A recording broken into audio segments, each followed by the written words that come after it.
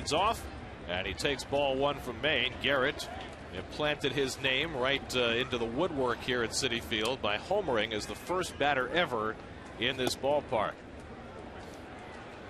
And Maine falls behind him 2-0. Well, the defense right there, pretty much straight up in at the corner, David Wright. And now Maine behind on Garrett 3-0.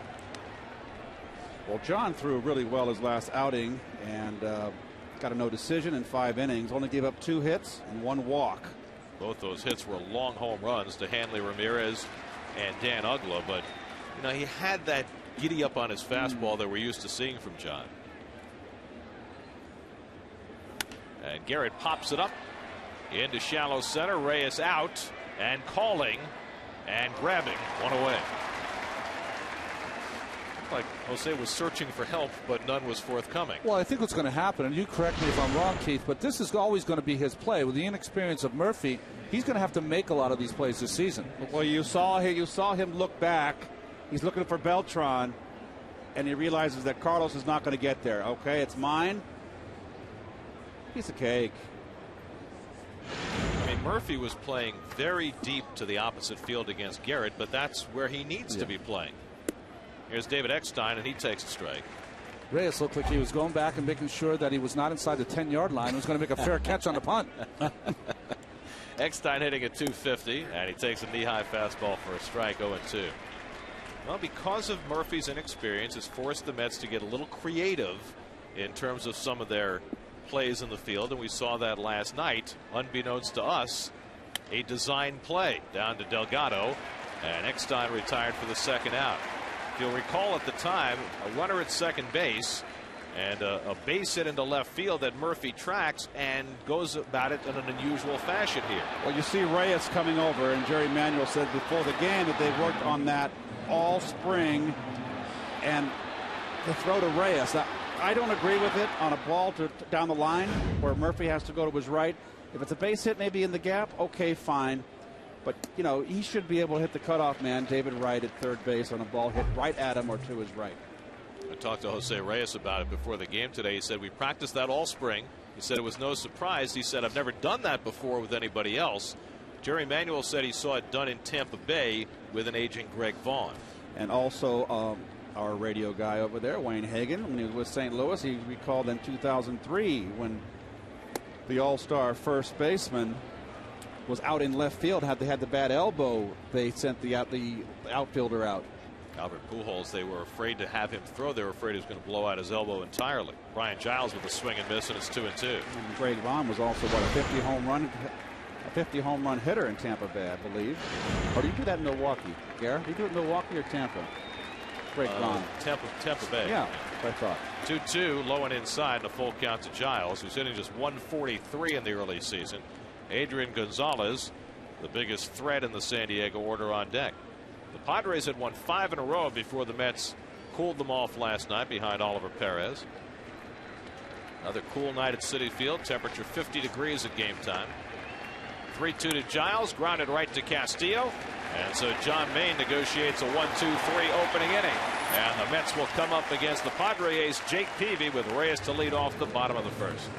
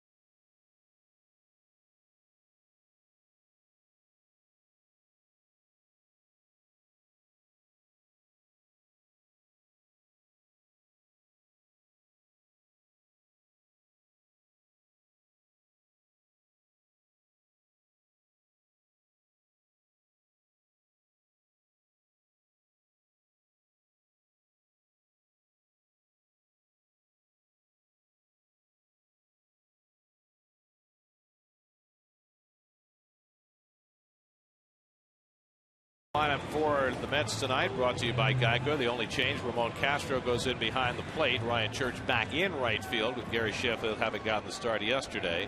And the Mets facing off against one of the ace pitchers in the league in Jake Peavy. And Reyes takes a strike.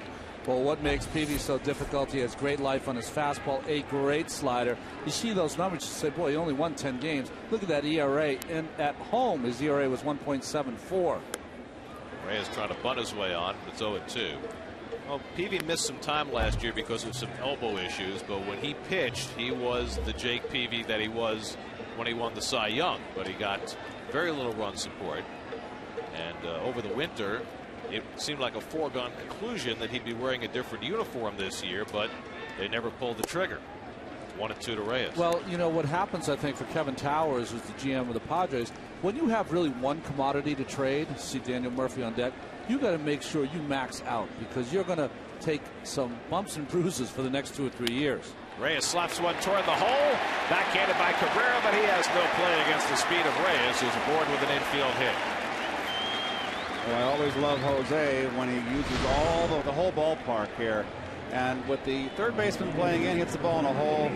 Cabrera has no shot and wisely eats it.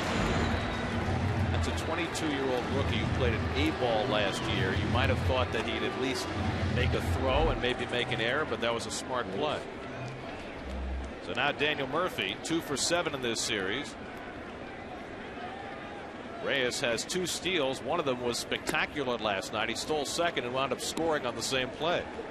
The Mets really haven't let it loose yet on the bases as far as stealing bases are concerned. Reyes has stolen 2 bases, caught twice.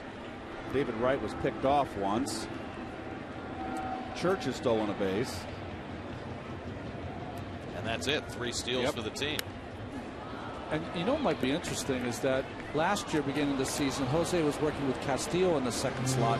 Knew he was going to take tons of pitches. It might not be that he's feeling out the pitcher. It might not be that he's feeling out the opponent, the catcher. It might be feeling out his own second place hitter. We've seen Murphy already swing at first pitch strikes, which Castillo never did with Reyes on base with a chance to steal.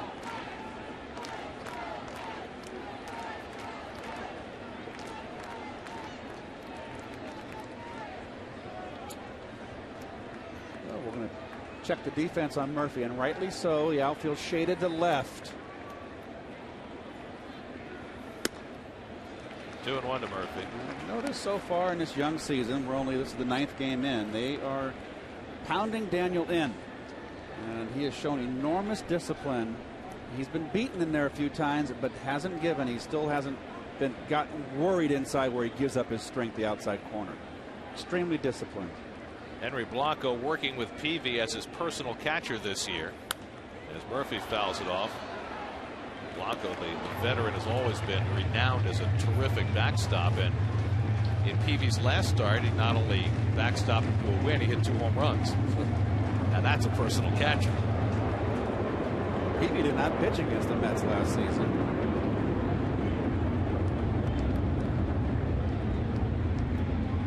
Two and 2 to Murphy. Reyes with a short lead. Peavy checks in on him. Adrian Gonzalez wearing the flaps again today. It's not that cold. Looks like he's going duck hunting. Is that like the Elmer Fudd cap? Jeez, it's a baseball.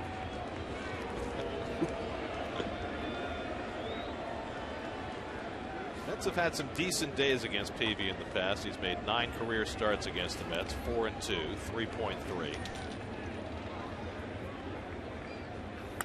Murphy fists one foul.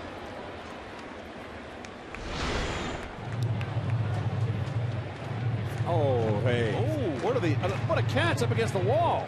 Oh, look at that face. That goes on the highlight reel right there. Now that's priceless. Right? We'll remember that forever. Oh, what a catch. And Dad is texting everybody he knows. Put it right on Facebook. 2-2 to Murphy, and he ignores just off the plate. Good eye. 3-2. 7th season, excuse me, for Jake Peavy. 87 and 63 lifetime. 13 wins from 100. Won 19 2 years ago and winning the Cy Young. 3-2 with nobody out. Peavy a strikeout pitcher. Reyes runs, and it's low, ball 4, and the Mets have the first 2 men on. So an infield single and a walk, and the Mets have 2 aboard for David Wright. Well, the Pods have a couple new guys in there. Henry Blanco behind the plate, the veteran catcher, off to a terrific start. He's got 2 home runs and a backup role already this young season. And of course, we have to mention their left fielder. Headley is back out there again. Not Hetty. Here's David Wright. David 3 for 8 in this series with a double and a home run. Getting a .323 on the young season. First and second and nobody out. David takes a fastball for a strike. This is my last game to say that because I don't go to San Diego this year. Ronnie has the San Diego trip. I miss it. I miss it. Trip, right? Yep. So the question is, how many Headleys can you get in 9 innings? Just don't call me Hetty. There's a good pitch by Peavy, and it's 0-2. Well, the food is spectacular here at this ballpark. There's Darryl Strawberry. Number? Beautiful.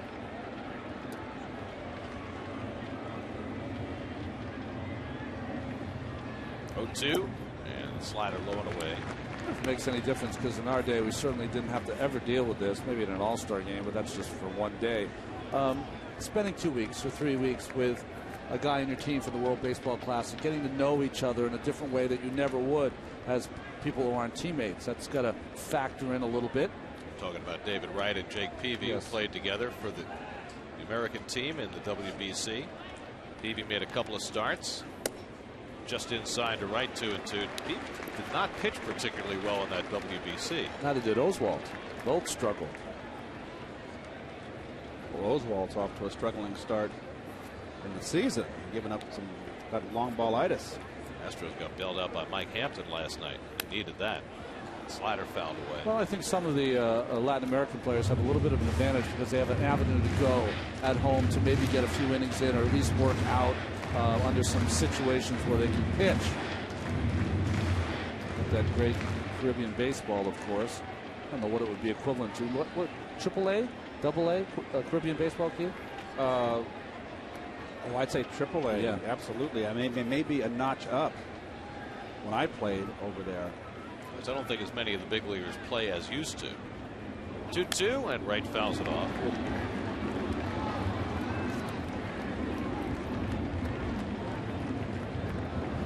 Eckstein really paying a lot of attention to Jose Reyes at second base.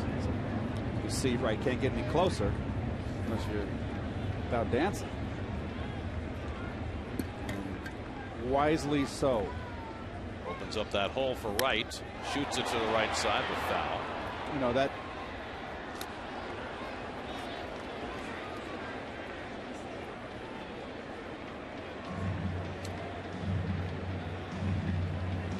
With the first baseman playing back, Adrian Gonzalez doesn't have to hold the runner on. There's still a large hole over there. See, you cannot play David too far off the line because David goes that way so well. You cannot leave that line alone. He's playing. That's proper positioning for David. This will be the 8th pitch of the at bat to Wright, and David swings and misses, and Peavy has the first out of the inning. Well, the beauty of this lineup, and it's a slider, RJ, and out of the strike zone, set up by the fastball in. But the beauty of this lineup is you get through David Wright, and then you got Delgado. Well, and Wright, Beltran to follow. For Wright, that's now 12 strikeouts in his first 32 at bats of the season. Delgado off to a hot start. Last night hit his 471st career home run as Peavy gets Reyes diving back in. Hey guys, that's me with my Benjamin Franklin coat on, fur. What decade is that from? It's not the 80s. You had more hair then.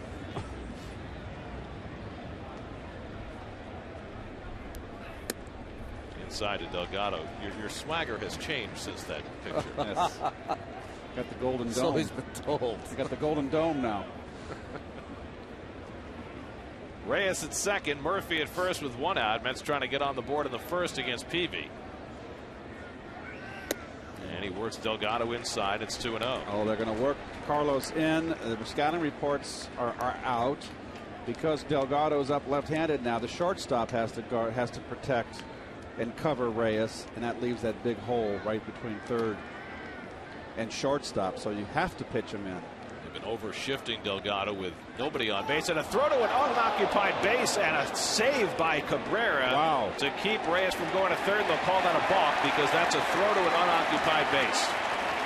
So both runners move up on the balk. If that ball goes by Cabrera, though, there's every chance Reyes might score. Well, in a balk anyway, if it's thrown away, the runner can advance as many bases as he likes. It's considered on a bad throw on a balk, it's a pickoff play. It's a live ball, and you can advance more than one base. And the key for you young pitchers out there, when a guy's on second, you don't have to throw the baseball. You can turn, and if your fielder is not at second base, just hold the baseball. A little bit of a vapor lock there by Peavy, or it might have been a vapor lock by Cabrera. The infield back for Delgado, 2-0 count, and he misses outside. Now it's 3-0. A walk would fill the bases for Beltran. So an infield hit, a walk, and a balk put two in scoring position. The Padres had a meltdown inning last night that featured a wild pitch and a pass ball and an error by the catcher. 3-0 pitch and a high fly ball deep to right center field. Giles looking up near the bullpen, and it's out of here! Out toward the bridge. A 3-run shot for Delgado. His third of the year, and it's 3-0 New York.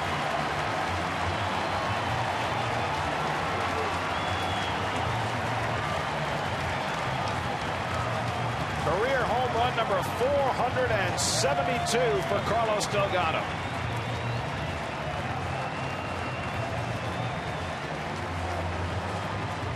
Well, Peavy's got himself in trouble getting behind the count, and like I said earlier, you get right, well, you've got Delgado and Beltran to follow.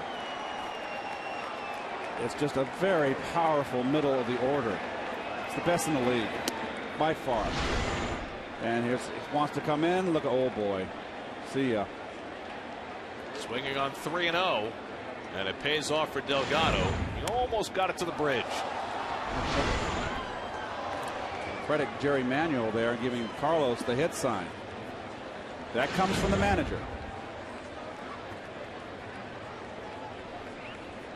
0-2 to Beltran, and he fouls it off his leg. Keith, would there ever be a discussion with a slugger like Delgado, who has this kind of power, that he would have a discussion in spring training with the manager who would say, listen, use your discretion, 3-0, you can hit? I think it's always going to be a situation where the manager will always make the call at that time, but he would go to spring training and say, now, Carlos, I'm going to let you hit. I'm going to let you hit 3-0 a lot this year. Yeah, okay. If you're hot. Here's the pitch differential, where it was intended in yellow, where it ended up in blue. And look where the barrel of the bat is. That's your IO-TV pitch differential. I love that pitch differential. Was it the IO pitch differential, Gary? IO-TV. I'm lucky they didn't have that when I was playing. I would probably got released. You know? How many pitch differentials did you have last game? 32. Okay. Pink slip. Just inside to Beltran. Well, Peavy gave up 17 home runs last year, only 13 the year before that. And, of course, he pitches in a big ballpark in San Diego, like the big ballpark here. But the home runs that Delgado's hit the last two nights, they've been crushed. Hit one into the Pepsi porch last night, and this one over the bullpen in right center. And 30 pitches already for Peavy in the opening inning. And still only one out. I think that this ballpark is going to be very favorable to left-hand power hitters with that westerly summer winds.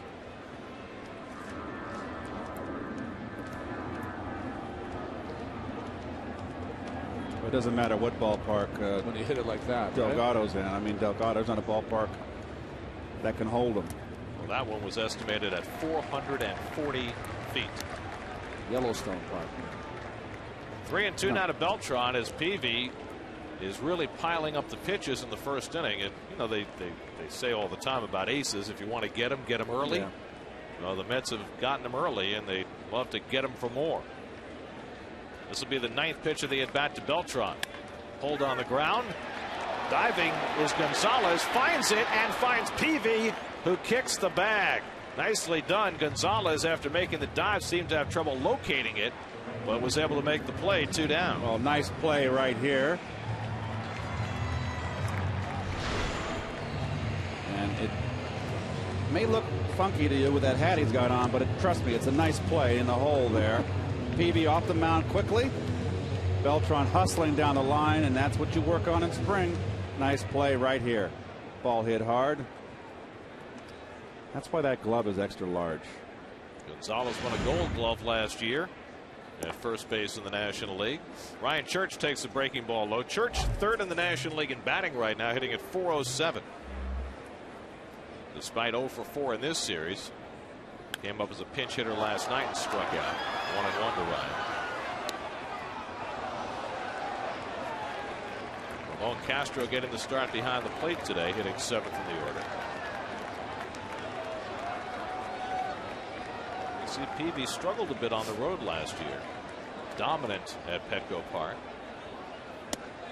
And there's a strike to Church, 1-2. That's the strike he needs to get, Ronnie, right there. That inside corner strike. He missed the first 2 to Delgado.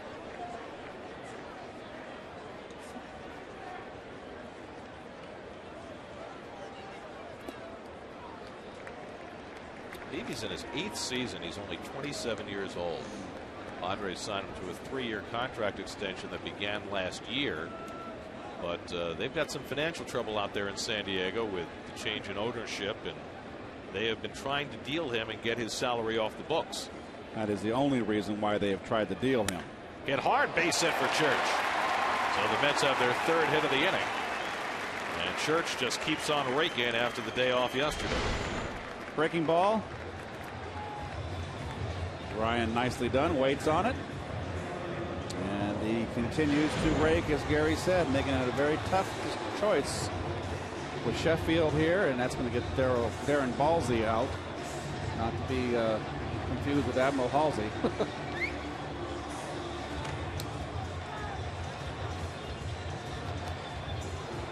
Hands across the water. 37 pitches already for Peavy, and now he's got to contend with Castro with a man on. 3 runs home on the Delgado 3-run bomb. Delgado now with 3 homers and 12 RBIs over the first 9 games, picking up where he left off at the end of last season.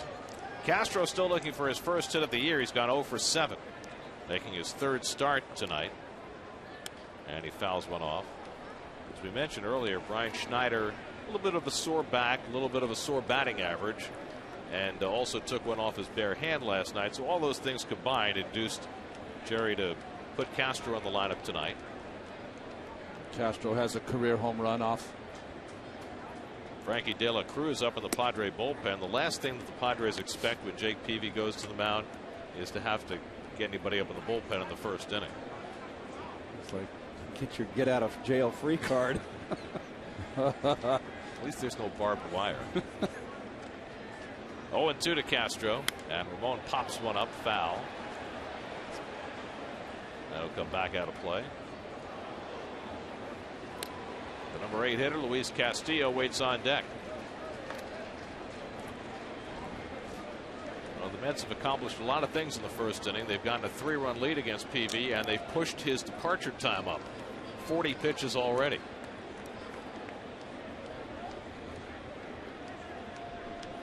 The 0-2 to Castro, and the slider misses 1-2.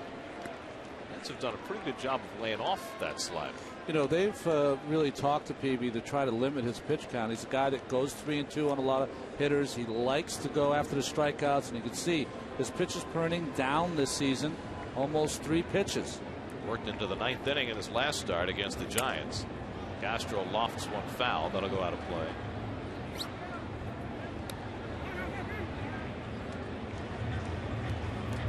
Castro broke his back, goes back for a new one as Church retreats to first.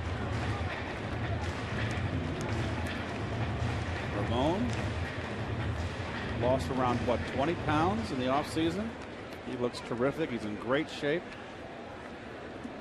The Mets need to keep him healthy. He needs to keep him healthy. I agree. Both. 1-2 to Ramon, and the fastball misses. 2-2. Well, unlike the first 2 games of the series, Gary Darling, the home plate umpire, has a smaller strike zone, I think, than Paul Emmel did or Bruce Streckman.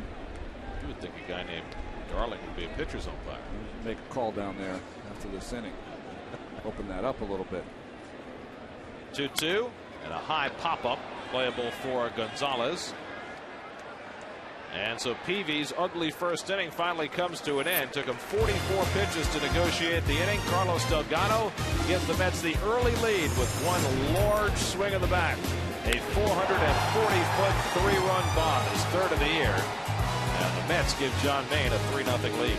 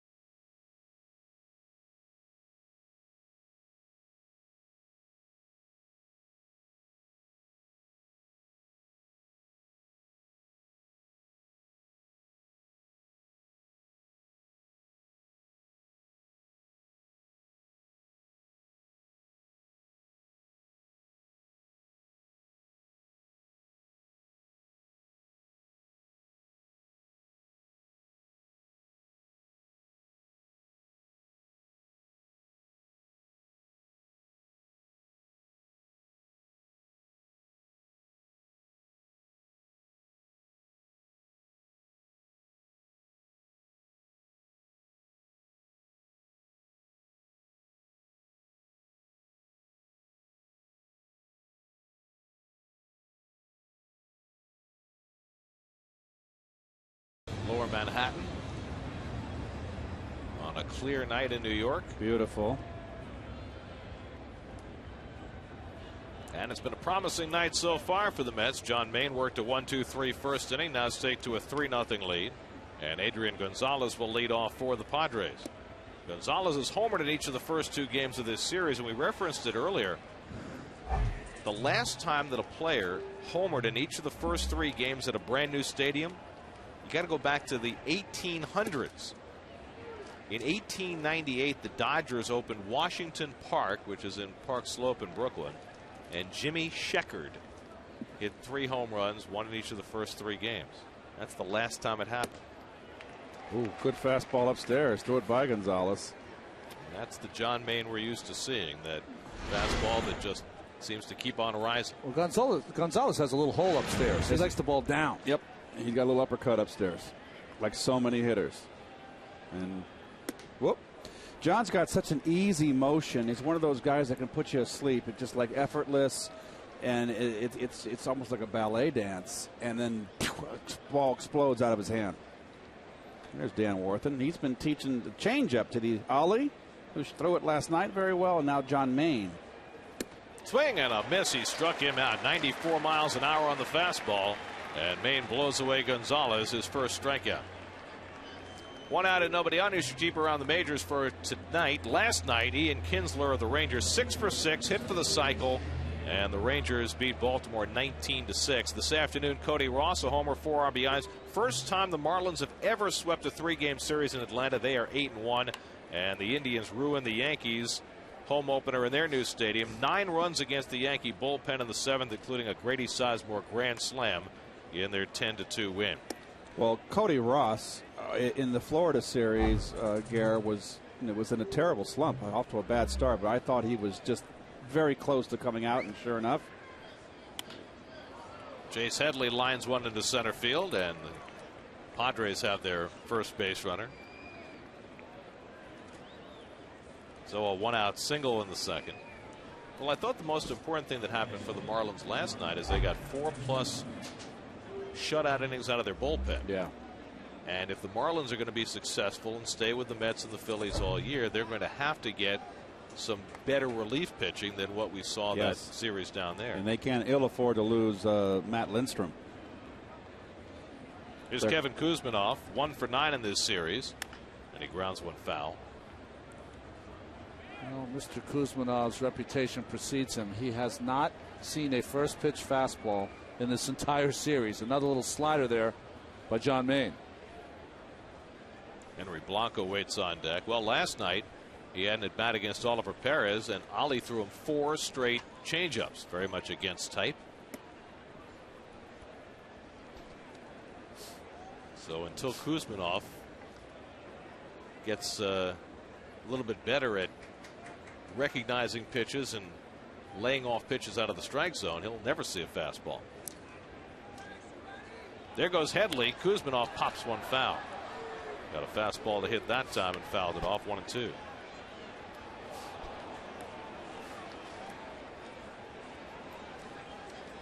Padres have just 2 stolen bases this year, and last year just 36 for the full season. And Scott Harrison has both those stolen bases, and that's the platoon center fielder, excuse me, with Jody Garrett. He's on the bench tonight. When you play in a pitcher's ballpark like Petco Park, it would certainly behoove you to have a little team speed and be able to steal some bases. I would think so, and for defensive purposes too. Kuzminov's a guy with a lot of power, 18 and home runs and 23 last year. Almost when you watch him, right? He's almost looks like he's learning how to hit on the job. It's a very stiff swing. They picked him up from Cleveland for Josh Barfield, by the way, whom the Indians just sent to the minors again. And his slider swung and missed, and Kuzminoff went around. Second strikeout in the inning for John Maine. Well, good tight slider down and away. Starts that right on the outside corner. You see Kuzminoff tries to hold up his swing but can't.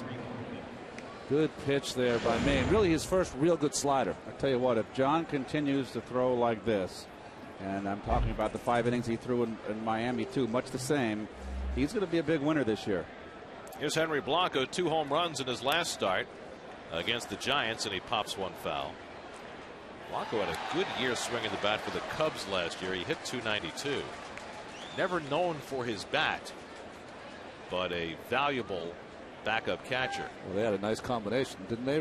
Rookie of the year Giovanni Soto and Henry Blanco. They probably wish they had Blanco now with Soto's arm hurting him. He did play yesterday, swung and missed by Blanco, and it's 0-2. Oh, look at that. Wow. Bill Webb does not miss anything. New ballpark, same proximity to the airport. I'll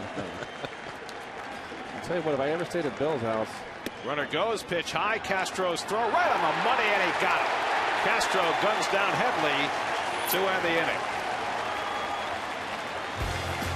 So Ramon Castro with his first opportunity to gun down an opposing base stealer, and he makes a perfect throw to Castillo. Still 3-0 New York.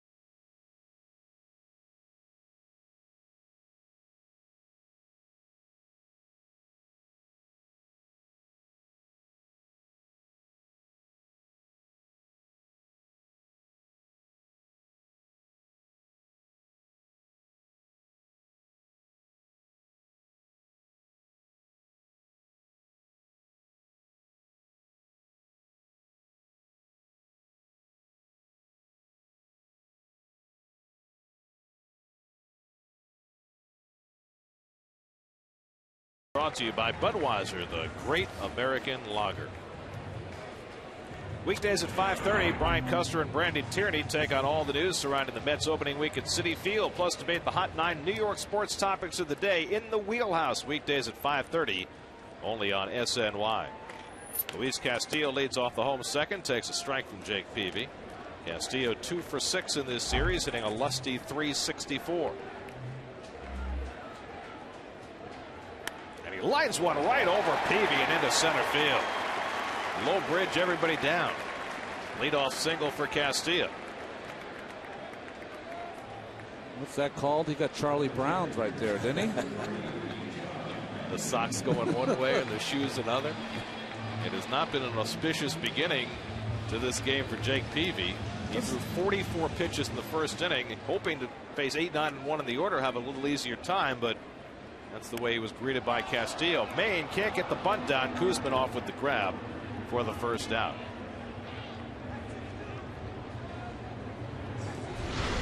Well, just pops it up here.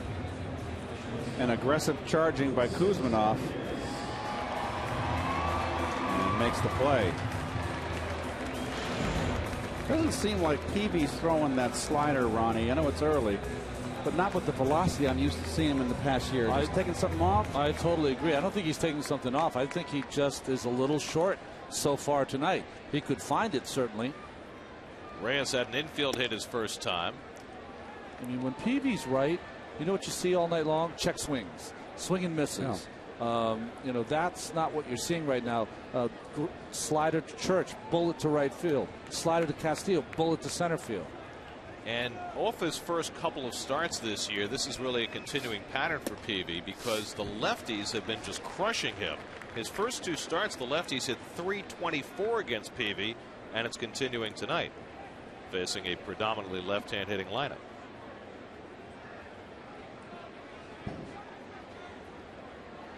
He's behind on Reyes 2-0, and he misses high, ball 3. He's mad at himself right here. 50 pitches, only 4 outs for those numbers. That was last year. There's a strike. Those numbers even more divergent this year. Well, assuming now 3-1 that Castillo will be let loose. Nope. Not going. Reyes pops one foul, and it's 3-2. He'll go here. Just so many things can happen to your defense when your pitcher's out there, Ronnie, and he goes 3-1, 3-2 with men on base. When you set those runners loose, anything can happen. It opens up holes in the infield. The ball in the gap's going to be an automatic score.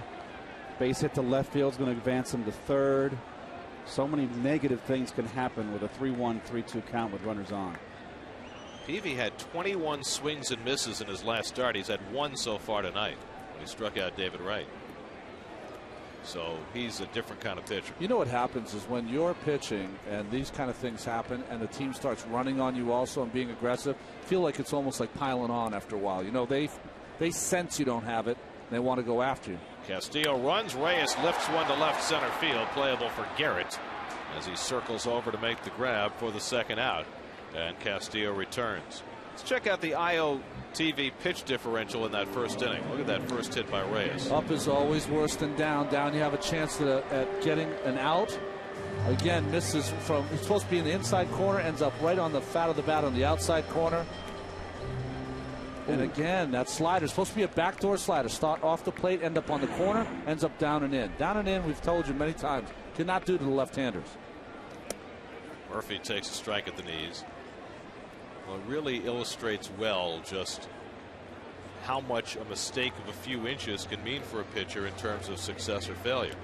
Well, think about it this way, okay? Pitching is a sequence of pitching, so sequence of pitches. So if you set up a backdoor slider with a fastball in, if you come back with an in slider, it doesn't do any good. He's just seen a pitch in that area. Murphy walked and scored in the first, and he goes the other way toward the line. Headley a long run, and he tracks it down to end the inning. So Peavy able to work around the leadoff single in the second. John Maine back to the mound for the third to face the lower third of the San Diego order, up 3-0.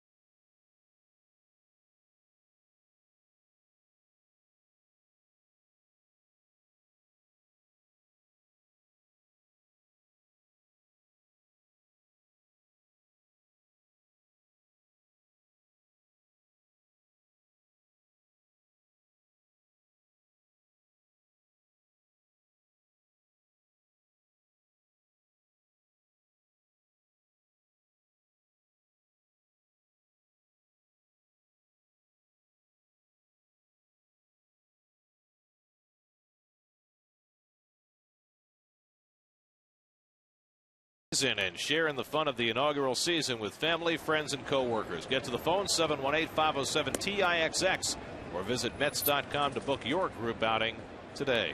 Fresh turn at bat for Henry Blanco, who was at the plate when Chase Headley was gunned down to end the second inning. Trying to set you up there, Keith. 2-0 to Blanco. I don't want to be redundant. John Maine faced the minimum through the first 2 innings. 2 strikeouts, no walks. But now he's behind on Blanco, 3-0. Blanco's a guy that played 10 years predominantly in the minor leagues before finally getting us. There it's ball 4 right there, and that's 4 straight pitches. So the Padres have the leadoff man on for the first time, and now the 8 and 9 hitters coming up. Maine was certainly a concern for much of the spring, but it's amazing how he kicked it in gear for his first start of the regular season. Well, no one had more concern for his pitching than he himself. And I think that was part of the problem, is that he was kicking himself too hard in spring training. Evith Cabrera getting the start at shortstop tonight, takes ball 1. What happens is, I had a couple surgeries in the off season after this, and I would come back to spring training. It would be so frustrating because you try to make the pitches that you've been making for the last 3 or 4 seasons, and they just aren't there. And then you start to panic. Well, wait a minute. Do I not have the same stuff? Well, what the process really, someone should have told me, just work on your fastball, get your arm strength, and then go back to the other pitches. But didn't have the same thinking in those days as you do now. There's a strike to Cabrera. But the irony, of course, is, John saying during spring training this year, my arm had basically been hurting since 2006, and now it doesn't hurt anymore, and you would think that that's all you need to blast off. But it doesn't necessarily work that way. No, it's almost like having a new weapon, so you almost have to relearn how you're doing things. And by the way, for all you young pitchers that make it to the major leagues, your arm will hurt. I mean, that's just how it works. You know what I mean? So it's not about always feeling great. You ask the everyday players that play, what are they, 30% of the time you feel on top of the world when you go out there? A lot of times you have those aches and pains. It's going to have soreness. Just got to pitch through it. And I guess that raises the question then, probably more so for a pitcher than for a position player. How do you know what's soreness and what's injury? 1-2 to Cabrera, taken high. Well, that's the fine line, and I think that they do it better today than they ever did in our day. In our day, it went on the line of, more things for soreness. Now they're more careful, more conservative, and I think that's a great thing for pitchers. 2-2. Cabrera swings, just gets a piece, pops it out of Castro's mid. Because in Maine's case, he was pitching with that bone spur lesion, whatever it was, behind his rotator cuff for a long time. You look at his spring training numbers, which were not pretty at all. And at some point, it became just too painful, and it was affecting his velocity and his command to a point where he just had to shut it down last year. Well, I honestly believe, I'm not a big believer in the radar gun. There's a lot of guys that throw 95 miles an hour that can't throw the garbage out. But I think that the thing that is really helpful when you're gauging a guy who usually throws 95 and now is throwing 85, that lets you know that something's wrong physically. And that's when you go in and do something about it. 2-2, low and inside, and Maine having trouble putting away the rookie shortstop Cabrera, who had never played a game above A ball before this season. Well, that book that you're reading now, Gary, the Gas House game, when Dizzy Dean won 30 games, he relieved at 15 of those, and he won 30. 3-2, fouled away. There's twice in the course of the season, I don't know if you're that far yet, Garrett, that Dizzy Dean had to not skip a turn. He had to get rubbed down. His arm was killing him. Yeah. But imagine 30-7. He had 40 starts and 15 relief appearances. Give me a break. A little different era now. Yes. 3-2, and Cabrera hits it hard. Castillo can't come up with it. To second goes Blanco. He'll stop there. Quite an at bat for Everth Cabrera as he picks up his second big league hit. Well, this is a bullet here, and he was behind the count. I had too much plate and down, and I know we always say all left-hand hitters are low ball hitters. Don't ask me why. It's just the way it is. It's an axiom, right? It's just the way it is, yes. And boy, that's a fine at bat. Sets up a sacrifice bunt here. Peavy has one sacrifice, 0 for 3. Delgado comes charging hard, but Peavy rightly bunts it to David Wright. Low throw handled by Castillo. 5-4 on the sacrifice. So now 2 in scoring position as Peavy gets the job done. Watch Delgado. Very nice. Put the pressure on Peavy to bunt down the third base line, which, Ronnie, you have to do first and second. David Wright comes into field, vacates third base. That was a picture perfect on everyone's part. The aggressiveness of Delgado and a picture perfect bunt by Peavy. Absolutely. Infield back with a 3-run lead. Jody Garrett takes the changeup wide. Garrett popped to short his first time up. Delgado has nothing to do there. He's not going to hold the runner on. You can play in. You're trying to get the lead runner. To heck with the runner going to second, so you can really charge aggressively. Looped, shallow right, falling fast. Church dekes, but has to play it on a hop. In to score comes Blanco as Cabrera goes to third. It's an RBI single for Garrett, and the Padres are on the board. It's 3-1 New York. Well, Blanco here, we're going to see. Church pretends like he's going to catch it, but if you know where your outfielders are, you know that this ball is going to drop. It's a shallow fly ball. Blanco, watch him tag up. He can't run number one. So he just ran back. He's got to come halfway on a shallow ball. Because if Church catches it, you're not going to score anyway. Right. If it drops, you're halfway. You walk home. Church just didn't know that Blanco had tagged up. He had a chance to throw him out. So now run is in. The tying run's on base. First and third and 1 out. Garrett, who can run a little bit, is at first base. Maine wants to check on him, make sure to keep the double play in order now with Eckstein at the plate. Cabrera now the runner at third and Garrett at first. And Eckstein takes up and away 1-0. Well, this is how big innings start, because you don't take care of the bottom of the order. So now it's been flipped over, and you have all the most dangerous hitters of San Diego coming up with ducks on the pond. The leadoff walk to Blanco hurt him. Then he couldn't put away Cabrera, who got a base hit.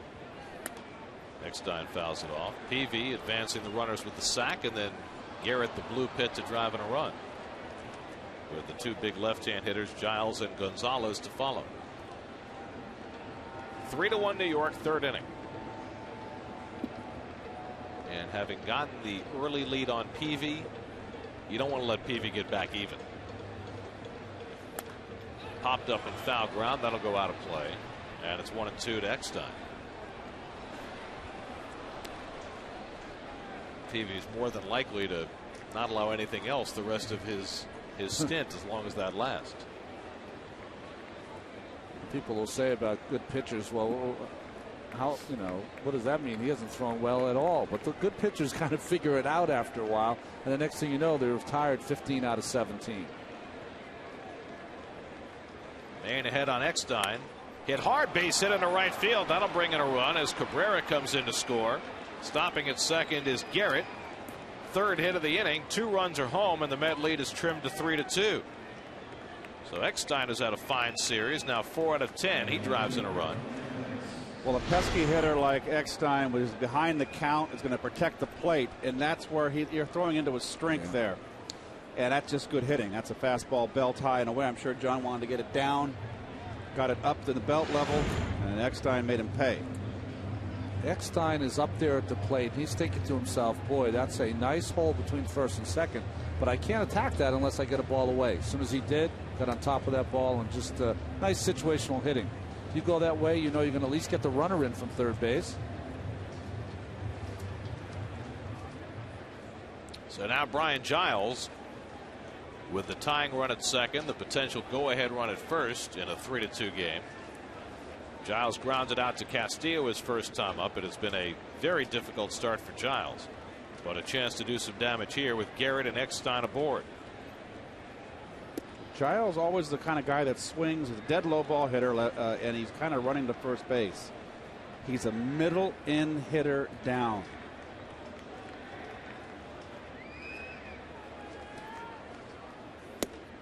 Big cut at the fastball, and it's 1-1. Well, that was right down Broadway and right into his wheelhouse, Ronnie. He beat him. Yeah, I think that what has happened in this inning here, John came out thinking that he was going to throw a lot of breaking balls early and then the fastball late, but never threw a strike for first pitch. Grounded to the right side. Delgado giving ground. He'll settle for the out at first. Probably had a play at second base, but gets Giles for the second out as the runners advance to second and third.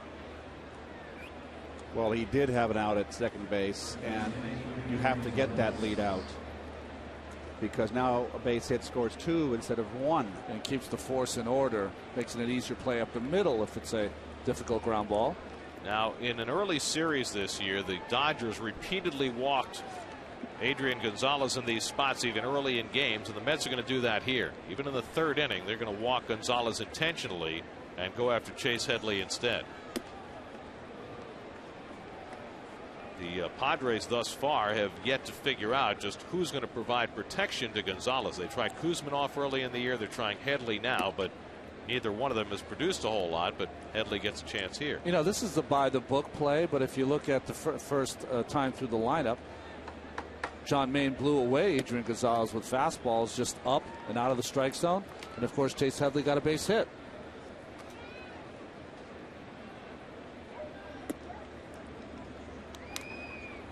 So Gonzalez gets the intentional pass. And now Maine, trying to hang on to a 3-2 lead, will face Headley with the bases loaded and 2 out. Headley, the switch hitter, single to center his first time up. Hitting just 194 for the year. Garrett now at third, Eckstein at second, and Gonzalez at first with 2 down. And Headley takes low, ball 1. You know, we've been kidding Chase about his name, but he is an awfully good-looking player. Nice in the outfield, has some speed. We've seen him try to steal bases, and they say that he's going to develop some power. Just 24 years old. Pops it foul, and it's 1-1. The minor league career started in 2005. He is a lifetime 301 hitter in the minors. So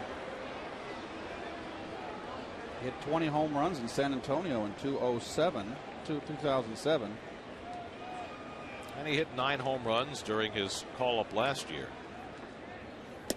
Fastball strike, and Maine gets ahead 1-2. He caught Headley looking for a breaking ball. Well, he chased that one fastball up. Can he throw one about neck high out of the strike zone? Off speed, and he missed with it. And now it's 2-2 to Headley. Nice backdoor slider. Is it a strike, Keith? Nope. Outside. So now he's got to come back with the fastball. That one that's up in the strike zone is a good pitch. Another slider. Fought it off. John's got a good down slider tonight, doesn't he, Ronnie? Yeah, he really does. Usually his slider's flat. Remember, they changed the grip and also changed his stride home. Did a lot of tinkering with John in spring. But he's got a good, sharp down slider tonight.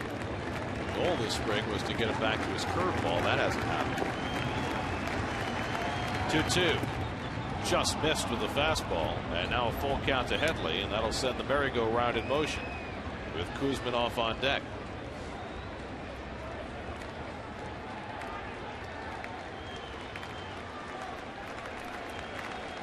Garrett, Eckstein, and Gonzalez all get set to run with 3-2 and 2 down. Line drive, base hit, and the Padres will take the lead. Garrett in to score, Eckstein right behind him. Gonzalez to third, a 2-run single for Chase Headley.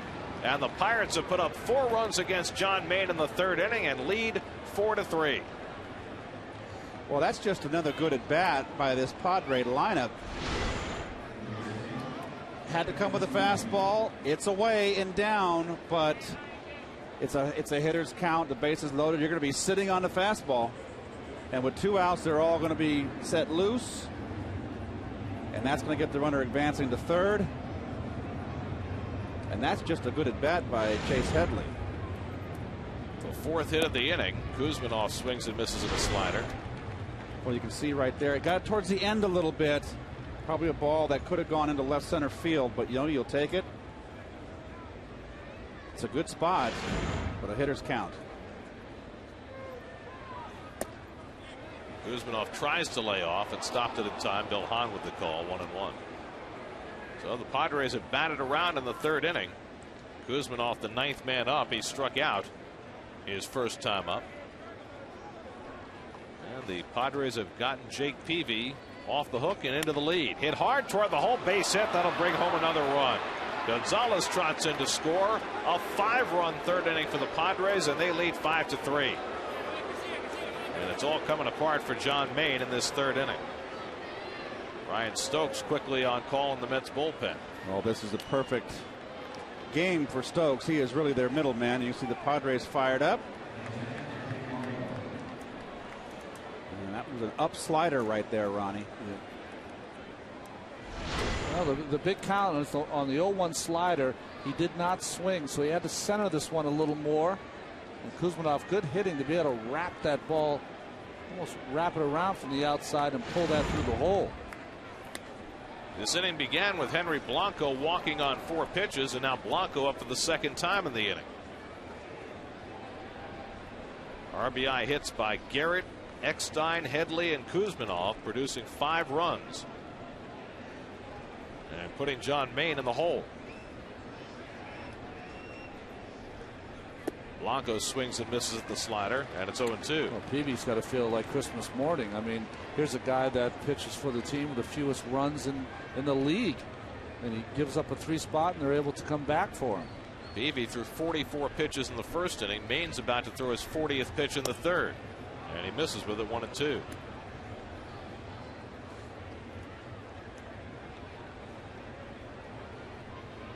That is a lot of pitches in one inning.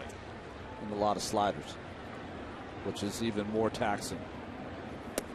And he throws another one, and Blanco holds the swing, 2-2. What does that tell you? Well, one, the thing that happens sometimes to a pitcher is that he has a good one and he falls in love with it. But you have to remember that the reason it's been so effective is because you've been using your fastball to set it up. Now it's slider after slider. He throws 5 in a row to Blanco, and this time again he holds the swing, and it's 3-2. And he did. I don't think he's swinging. We got a little reaction from the crowd, but that is no swing.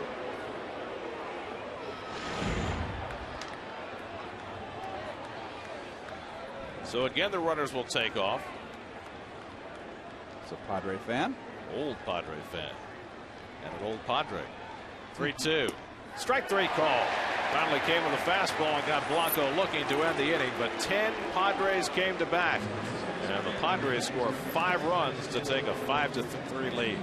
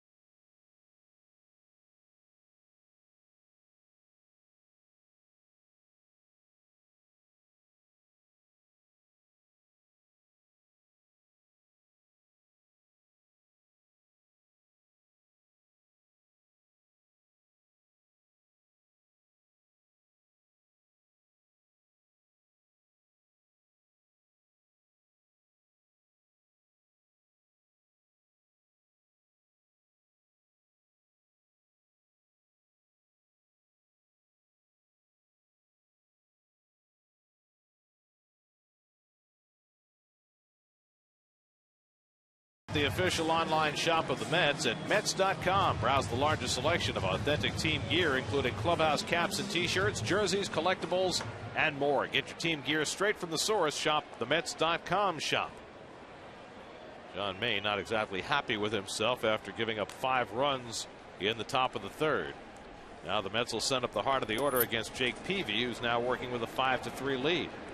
David Wright struck out his first time up. David has had a hit in each of the first 8 games for the Mets this year.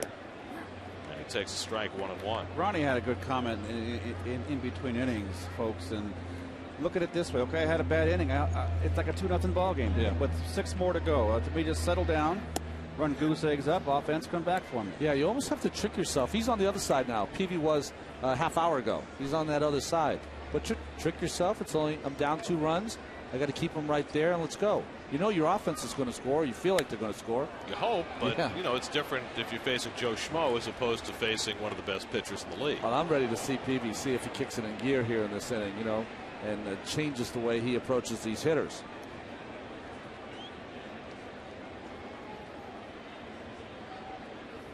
David fouls one off. Big Peavy, the 2007 National League Cy Young Award winner. 07, he led the league in wins, strikeouts, and ERA, the pitching triple crown. There'd only been 2 pitchers to do that in 22 years. The last one before he did it was in 2002. And that was the big unit, Randy Johnson. I was very happy when Montreal traded Randy Johnson out of the league back in the 80s. 2-2 to Wright, and the slider off the plate, and a full count to David. And the Mets have had some long turns at bat against Peavy early in this game. Delgado, who hit the 3-run bomb, is on deck. Wright trying to get on to lead off the inning in front of Delgado. And again, a long turn at bat. He's already seen 8 pitches. He'll get at least 1 more. And that has Peavy's pitch count way up there with nobody out of the 3rd. Wow. Maneuvering that ball in his glove, getting the proper grip. Wright fouls off another fastball. Hasn't come inside to David.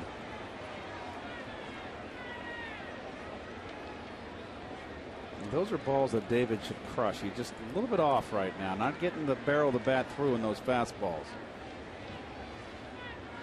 And they'll keep it away, and Peavy misses with it, ball 4. So a nice turn at bat for David Wright, a 10-pitch walk. Second walk given up by Peavy, and the Mets will get Delgado to the plate as the tying run. Well, walks hurt him last inning, and he fell behind Delgado. He was 3-0 on Delgado with 2 in scoring position, and Delgado crushed one almost to the bridge in right center, 440 feet away. First pitch slider, you think, when you get bridged on a fastball? Let's see. I got to think a fastball in. Something in. Yeah. I would not let this man extend his hands. I'd have to. My game plan would be to establish inside on him, on Carlos. Well, here's the 3-0 bomb. Don't throw it.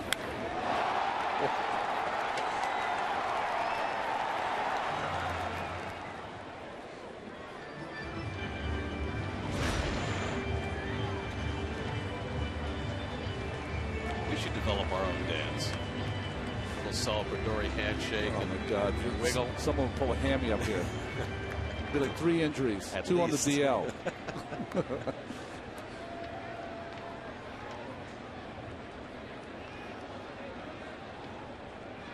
1-0 to Carlos, and that's a strike, 1-1.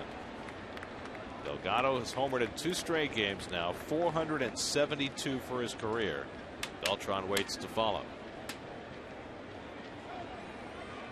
Saying the other day, late this season, he'll be perhaps thinking about 500. May not be so late the way he's going.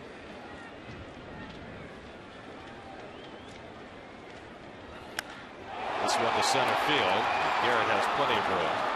Going back to tag is Wright as Garrett makes the catch. Wright fakes the go, but Garrett comes up throwing, and David retreats 1 away. Well, he stayed inside on Carlos and just got in enough.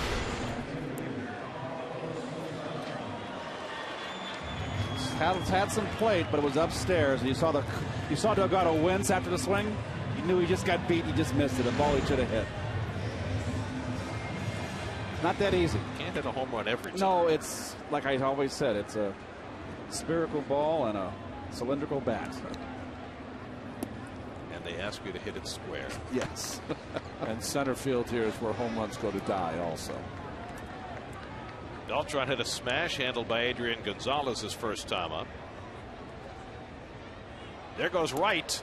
Blanco's got a good arm, but he hops this throw, and Wright is safe at second base. First of the year for David Wright. David got a great jump here. It's a good ball for Blanco to throw, and he knew he had to rush it. Good throw also. One hop. Ooh, just did beat it. Getting that left hand to the back of the bag made the difference there. And now you know why Henry Blanco has been around for quite some time. You're a backup catcher. You've got to be a good defensive catcher and a strong-armed catcher, much like Ramon Castro. 3-0 to Beltran. See if he swings like Delgado did back in the first. Interesting point, Keith. Defense first for those second catchers. I said used to say catcher and shortstop were the easiest ways to the big leagues. And Beltran does swing 3-0 and barely missed the cushion as he pulled it foul. 3-1. Well, that's coming from the skipper, Jerry Manuel. I like it. Beltran red hot, and Delgado both getting 3-0 hit signs. Certain pitchers have more of a reputation for throwing cookies on 3-0 than others. Absolutely. Absolutely. There's some guys that you know that are going to come after you 3-0. The Cy Young Award year for Rick Sutcliffe, he might throw you a slider. Yep. 3-0. Well, the key when you got veteran hitters, Gary, like Delgado and Beltran, you're not going to swing at a breaking ball. You're going to look middle in. Fastball. If you don't get it, you spit on it. And Beltran watches wide ball 4, second walk of the inning, and the Mets have the tying runs aboard for Ryan Church. What is Peavy's pitch count now, Gary, out of curiosity? More than it should be. 73 now. Wow. That. Goodness. Well, the Mets have already had 8 batters of their 13 in this game see at least 5 pitches. Those are some long turns at bat. I saw Greg Maddox throw a complete game, 79-pitch game, so just think about it like that. 1 out in the third here. Church singled to right his first time up. His batting average up to 429. A big cut at the fastball, 0-1.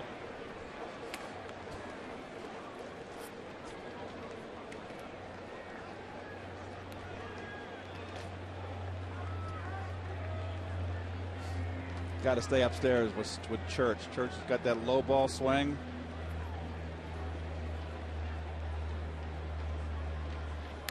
And Ryan fouls it off 0-2.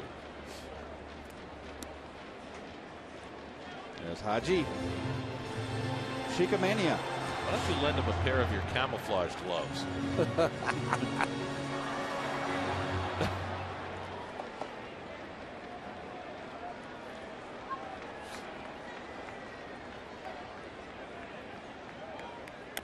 And Church bounces one slowly. Eckstein will have to go to first. That's the second out, and the runners advance to second and third. Let's check out our Aflac trivia question for tonight. The only 2 players to hit home runs before age 20 and after age 40. I got one. Great question. I got one. I think. But I'll hold off. That's judicious of you. give the fans a chance to think it over. It's the color of my my pencil sharpener. Here's Castro. A base hit could tie it for New York. Second and third, 2 out, and Castro takes a fastball for a strike. Ramon popped up his first time up. Ramon has a home run in his career against Peavy. 2 for 7 overall.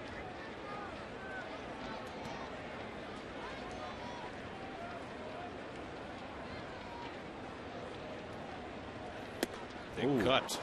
And it's 0-2. Wow, 2 straight fastballs right there. Knee high outside corner, strike 1, and up in the upstairs.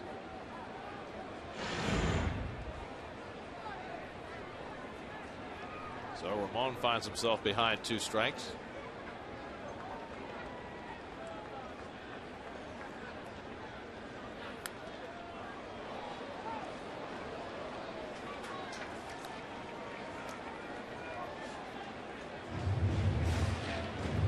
Castillo on deck.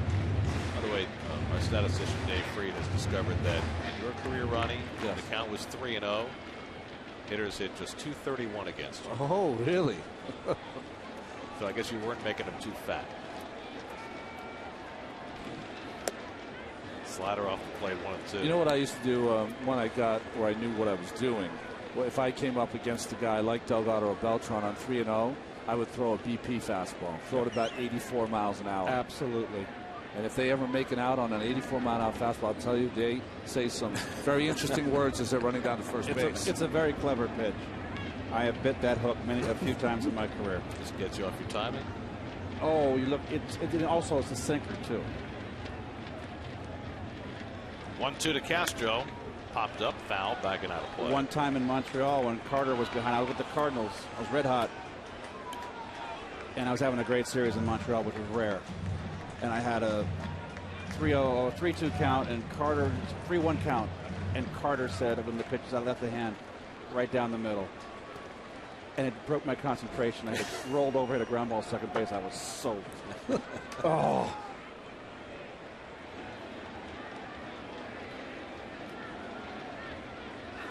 Swing and a miss. He gets Castro with a slider to end the inning.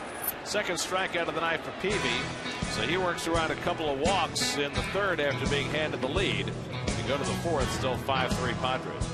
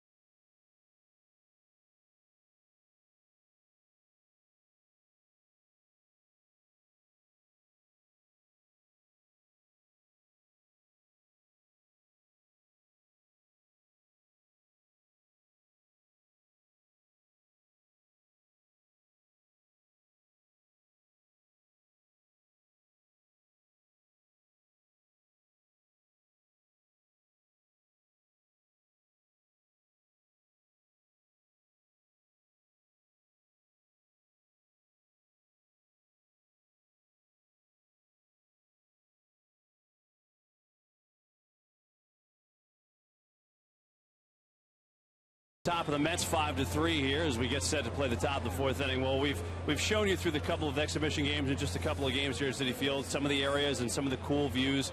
I know, though, there's one area that doesn't have a cool view, guys. That would be the visiting bullpen. Take a look at some of the footage and what you see if you are a San Diego Padre reliever. And the answer is not very much. You see the back of the Lincoln and the Xerox signs out in the outfield. I talked to Heath Bell about it today. He said, you know what? I'll tell you what, opening day, I watched the first 5 innings of the game next to some guy who was eating a sandwich. He kind of snuck out of the bullpen and went around to an area where he was basically near the fans and was watching the game. So you got the signs there. You have basically 4 fences you're looking through because the Met bullpen has a double chain link fence.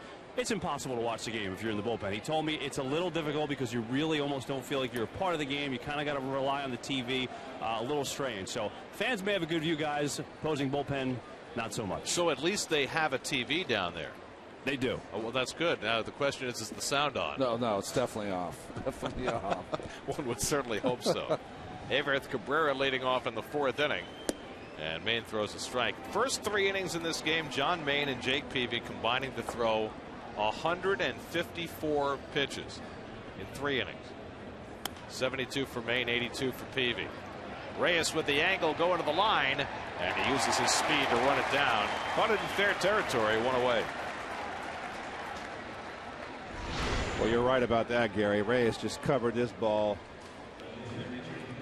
right on it. He just bolt of lightning out there. Well, remember in the first inning, he was looking for some help when he went behind the shortstop position when he caught that pop up by Jarrett. But now he knows that he's not going to get a lot of help. He's going to have to patrol that entire area in left field. Jake Peavy bounces one foul. Peavy's not a bad hitter. Lifetime 184 with a couple of home runs. Sacrificed his first time up tonight.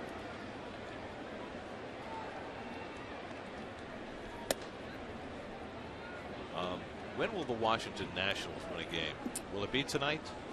Are they ahead? They lead the Phillies 3-2 in the sixth. That's not enough runs ahead. It's not enough. Adam Dunn hit a 3-run homer in the first, and the Phillies have sliced the lead to 1. I honestly got a better, I don't know, affirmation or feeling for Adam Dunn watching the World Baseball Classic, wasn't it? I mean, he was totally into it.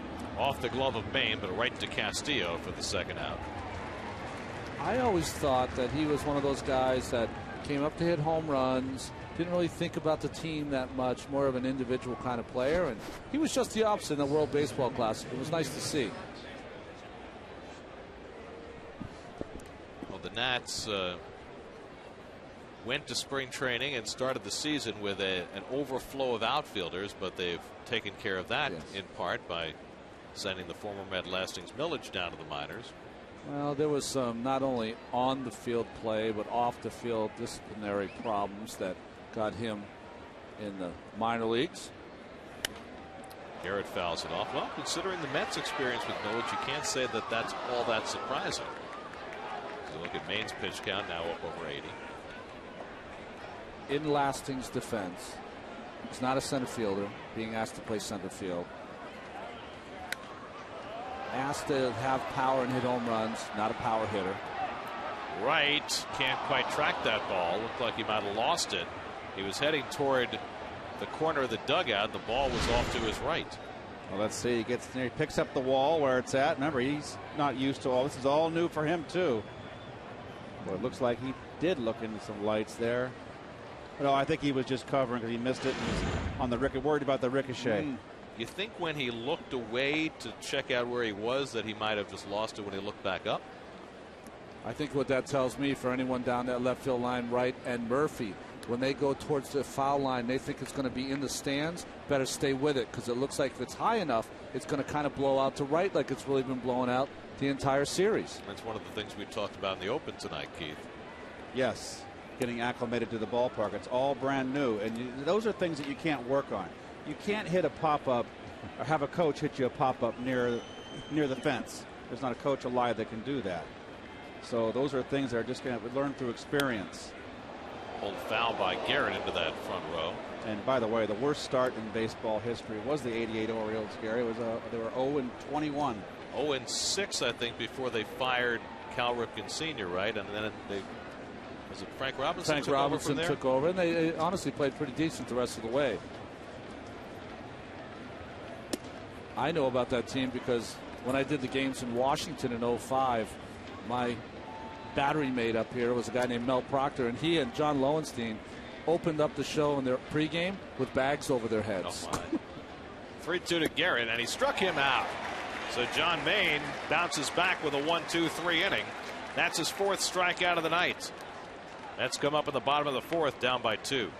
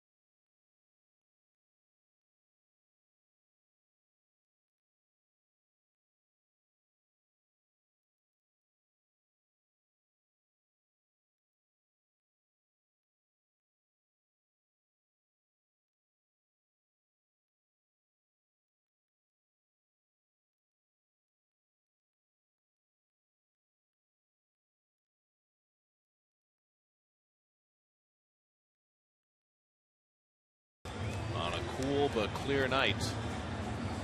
Nothing like the Big Apple, is there? Remember, Keith, we get off those late flights, be 4 o'clock in the morning coming home, and you'd see that beautiful sight, all those lights. Yes, I do remember. There's the pocket schedule. I'm so glad it's back. Remember, all Mets games on SNY are available in HD, presented by IOTV. Luis Castillo leading off in the bottom of the 4th. Mets have the Brewers coming in this weekend, and that means the return to Queens of Willie Randolph, who's now the Brewers bench coach. Up and in to Castillo, and a lot of questions for Jerry Manuel tonight about Willie's return, because there was a perception in some quarters that there was a rift between the two of them when Willie was fired and Jerry got the job. Beautiful bunt by Castillo. Can Kuzminoff make the bare hand play? No. As it banks off the glove of Gonzalez, it's a bunt single for Castillo, who's 2 for 2. Well, you got to play a little closer on Louis here. He can bunt. He's one of the best bunters in the game, always has been, and puts down a beautiful drag bunt. Nice play by Kuzminoff, but just tardy getting there. No shot. Notice Eckstein, you kids, backing up the throw.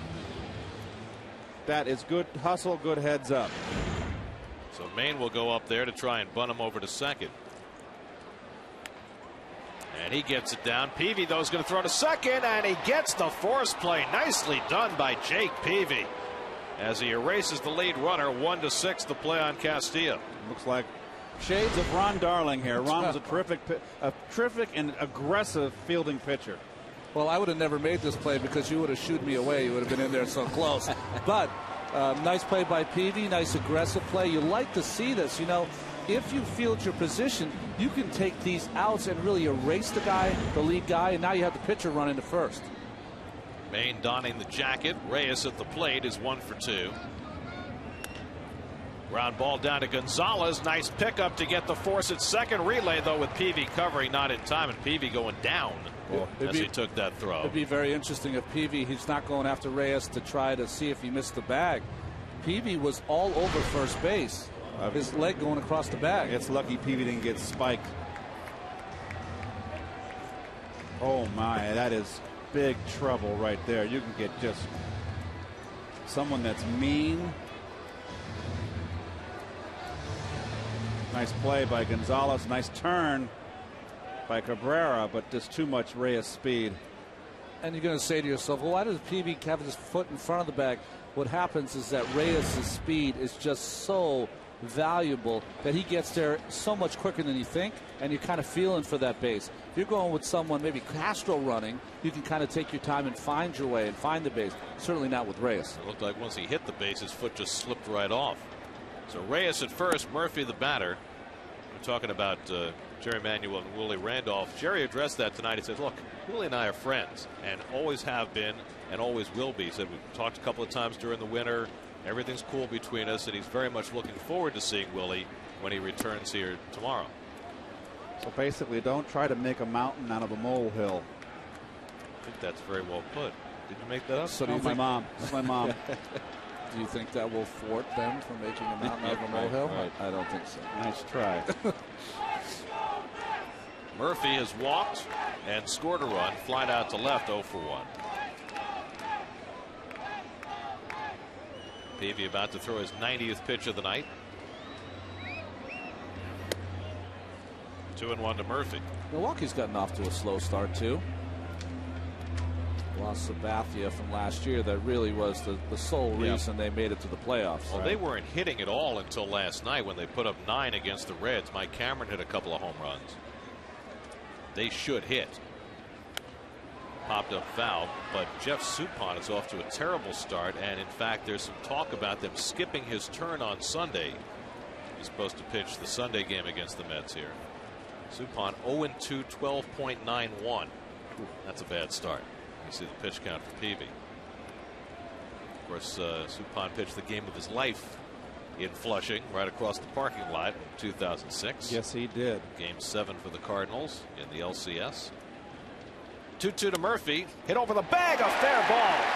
How's it going to carry him? It's going to hug the line and roll to the corner. Now, did it touch a fan? I guess it touched a fan. But out of our view. Look at that fan screaming at the kid. Why'd you touch the ball? Because with Reyes running, if he doesn't touch it, there's every chance that Reyes might score on that play. Oh boy. Well, 2 of them. So a fan interference double for Daniel Murphy, and the Mets have the tying runs in scoring position. Oh, there's City's first Bartman. looks like him. No, it's the natural temptation of any fan who course. sees a ball coming his way that he can reach to do exactly that and reach for it. The only thing is, if it rattles around down there, Reyes might easily have scored from first. And on fan interference, it's up to the umpires to place the runner. Here's David Wright. It's not like a ball that bounces into the stands, which is an automatic double and an automatic 2 bases for all the runners. On fan interference, the umpires can put the runners wherever they figure they would have ended up. Wright has struck out and walked, and David bounces one foul. Beautiful, fan-friendly baseball parks lend itself to those kind of things. I haven't got a problem with it. I think it's fine. It's going to happen. Hey, when you're in your home park, if your home fans do it, you pay the price. Think Reyes would have scored? No. I think if he cuts it off, he doesn't score. Yeah, that's the thing. It depends where it would have bounced. Right.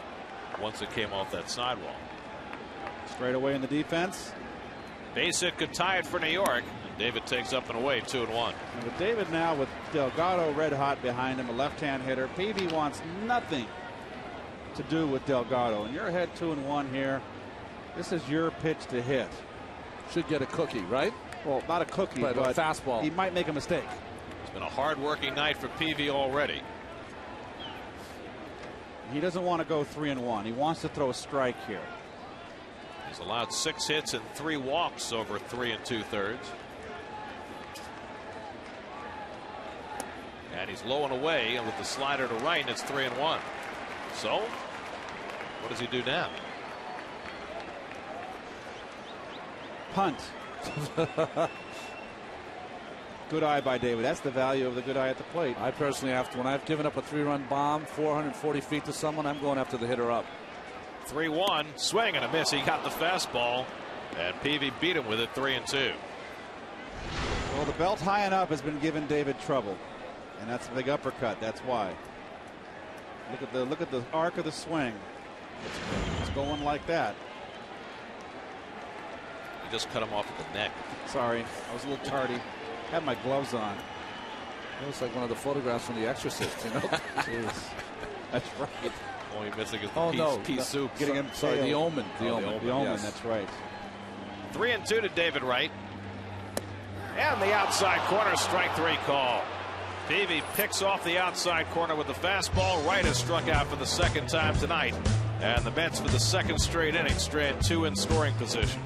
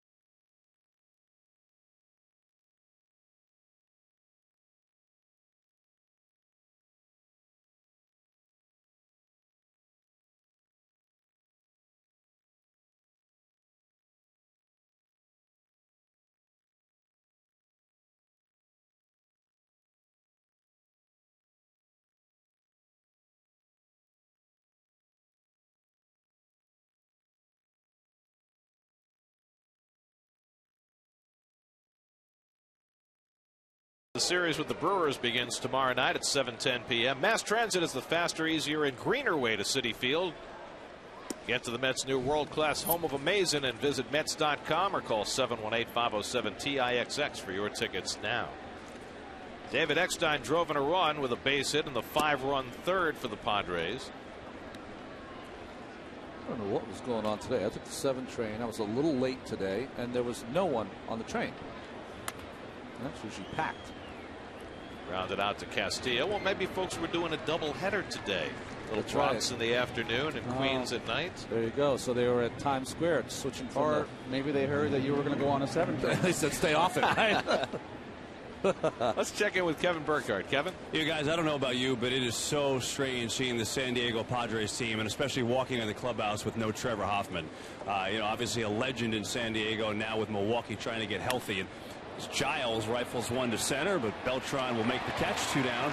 Well, Glenn Hoffman, the third base coach for San Diego, of course, is Trevor's brother, 10 years older, and he reminisced about missing him. I was talking to him a little bit earlier. He said, you know what, spring training didn't really faze me because we had so much going on and we were getting ready for the season. But he said opening day, I looked around and it was so weird not to have my brother here. He said it was just a terrific experience having him around. He said, I remember when we were kids, again, he was 10 years older.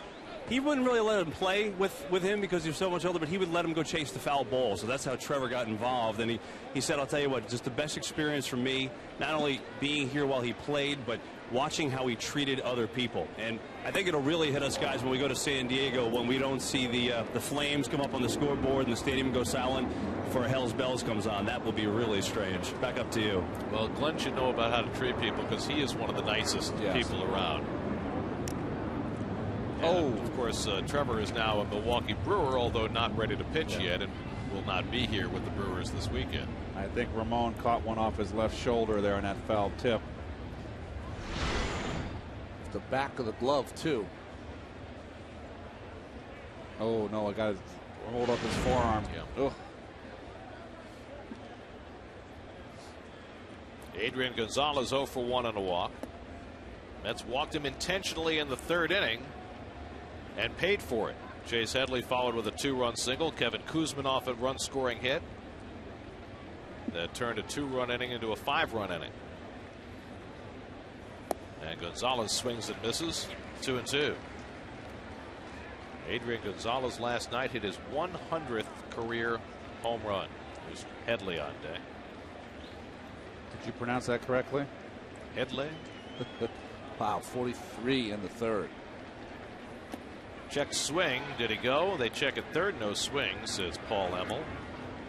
And it's 3-2.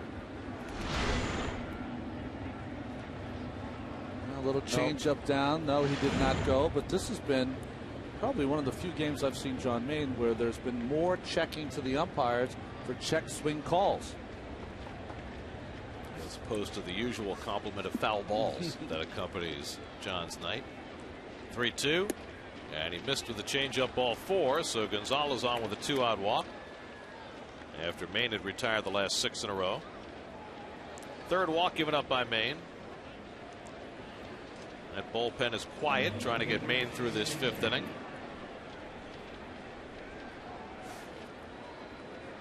And now Headley is 2 for 2, twice a single to center. The last time it drove in a pair of runs after Headley went 0 for 7 in the first 2 games of the series.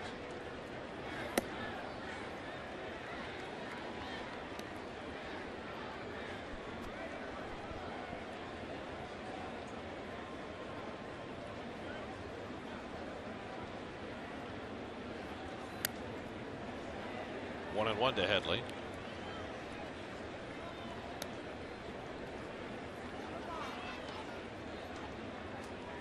Check the count. It's 0-2. I didn't think the first one looked like a strike either, but was called for a strike. This will be Maine's 100th pitch of the night. And he misses high, 1-2. And that is not a very good ball strike ratio. Some guys can get away with that. A Tom Glavine, a Jamie Moyer. You'll see that kind of balls to strike ratio because they want to be out of the strike zone. Ripped down the right field line. Fair ball going all the way to the corner. Gonzalez heads for 3rd as Church just now gets to the ball. Glenn Hoffman waves Gonzalez around. Castillo's relay is not in time. Going to third on the play is Headley, and it is 6-3 San Diego. Chase Headley drives in his third run of the night.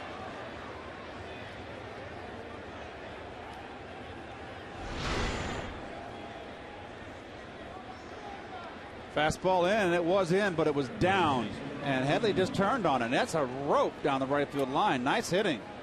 And you see it got stuck under the padding there. It didn't bounce out, carry him out to Church, and that's the difference, allowing Adrian Gonzalez to score.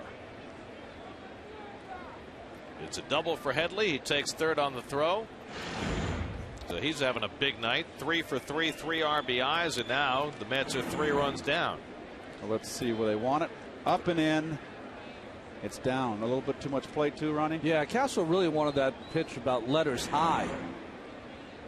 John overthrew it a little, held on to it a little too long. Kuzminoff hits one off the fist foul, and it's 1-1.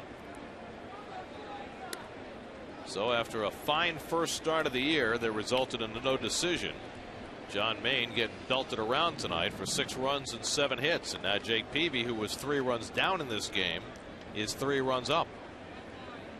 His biggest problem is his pitch count. Lifted foul. Peavy's already thrown 98 pitches through 4 innings. So they'll try and get him through the 5th to qualify for a win. Well, he wants that 5th. I'll tell you that right now. Well, he's got to face Delgado and Beltran and Church, tough left-hand batters in that bottom of the 5th.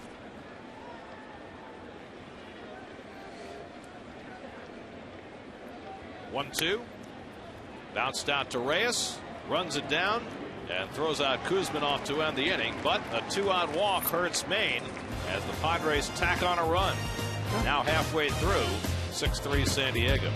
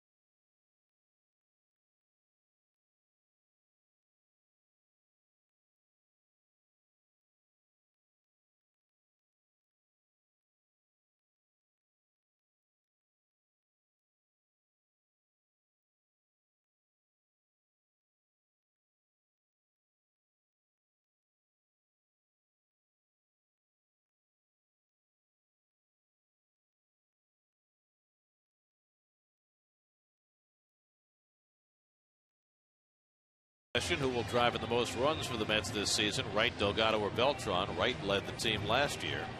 Text your response to 57508 or visit SNY.TV and stay tuned. We'll have the results later in tonight's game. Delgado's got the lead at the first turn.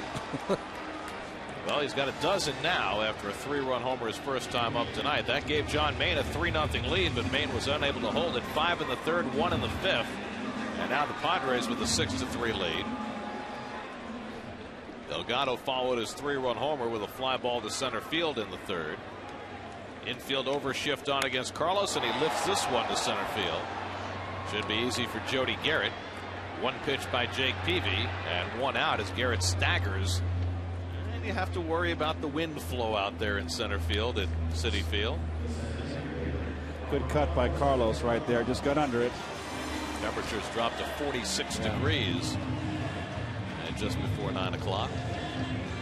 Seems like everything is coming literally over the third baseline, or at least from the west. Left field. Yeah, from the west, moving towards the right field foul pole. Beltran takes a strike at the knees. Carlos is in a smash that Gonzalez handled in the first, walked in the third, 0 for 1. Like Wright, he has hit in the first 8 games also. There are only 3 other major leaguers who have at least 1 hit in each of their team's games this year, and one of those 3, Andy Chavez. Yes, that's right. That's right. It was off to a nice start with Seattle. See Ichiro Suzuki with a grand slam last night.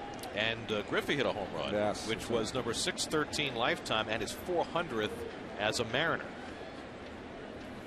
Hit the other way, a foul ball. And the funny thing about Junior is he's a lot more popular in Seattle than he is in his hometown of Cincinnati. That's right. Brian Stokes gets up in the bullpen. They treat him like a god there at Safeco Field.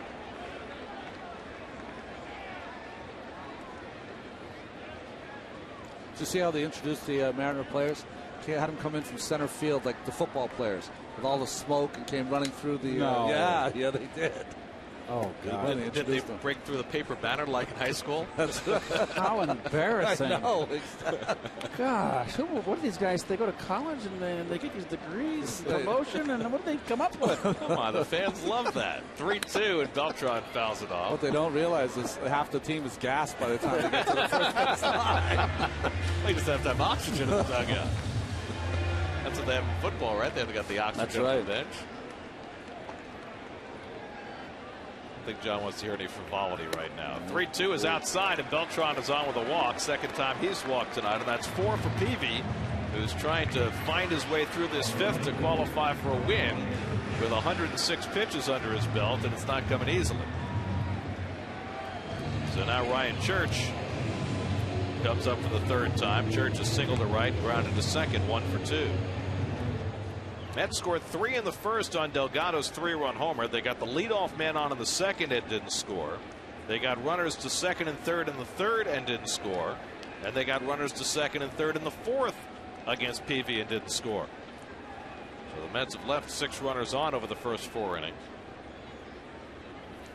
Church takes a strike. Clay Meredith, the sidearmer, is up in the Padre bullpen. Remember Walter Silva in the first game of this series had a 5-1 lead going to the fifth. Never got through the fifth before David Wright's 3-run homer tied it. Of course, I'm not trying to compare Jake Peavy to Walter Silva. Slightly different resume. But it's still, when you're in the 5th inning and you're gassed because you've thrown a lot of pitches, it's sometimes hard to get those necessary 3. It's like when you go out and there's a impending rain and trying to get 3 outs quickly. 0-2 to Church. Lays off the slider, and it's 1-2.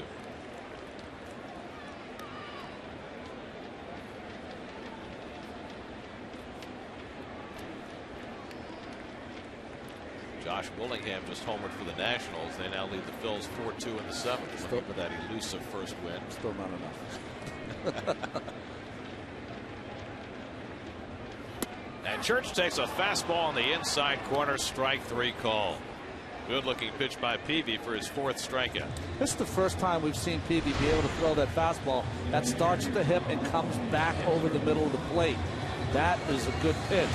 As a left-hander, it's hard to swing at that pitch because it starts right at you. So now 2 out.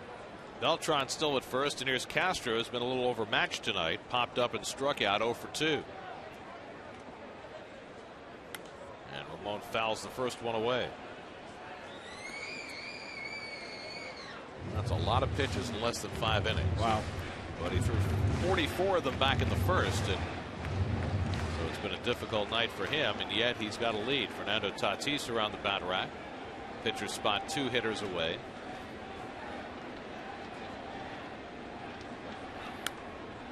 And it's 0-2 to Castro. Jerry Manuel talked before the game tonight that he intends to use Fernando Tatis at second base in one of the games this weekend against Milwaukee, because he's got to get him in, and the Mets have not seen a lefty starter and are unlikely to for at least another week. Mets are the only team in baseball that has not faced a lefty starter this year. And Castillo is the likely candidate to have to sit down with the achy knees, even though they're better this year. Luis is going to need a lot of time, a lot of rest. But if you start Tatis against the right-hander, then you got to find a spot for Alex Cora to get an occasional start as well, and so it gets a little more complicated. I think right now that Tatis is the priority. Keep his bat, keep him relatively in a rhythm. Get him 3 at-bats, 3 or 4 at-bats, game situations. 1-2 to Castro. Sidearm delivery, and he got him with the fastball. So Jake Peavy dropping down for perhaps his final pitch of the night as he gets Castro. We're through 5, 6-3 Padres.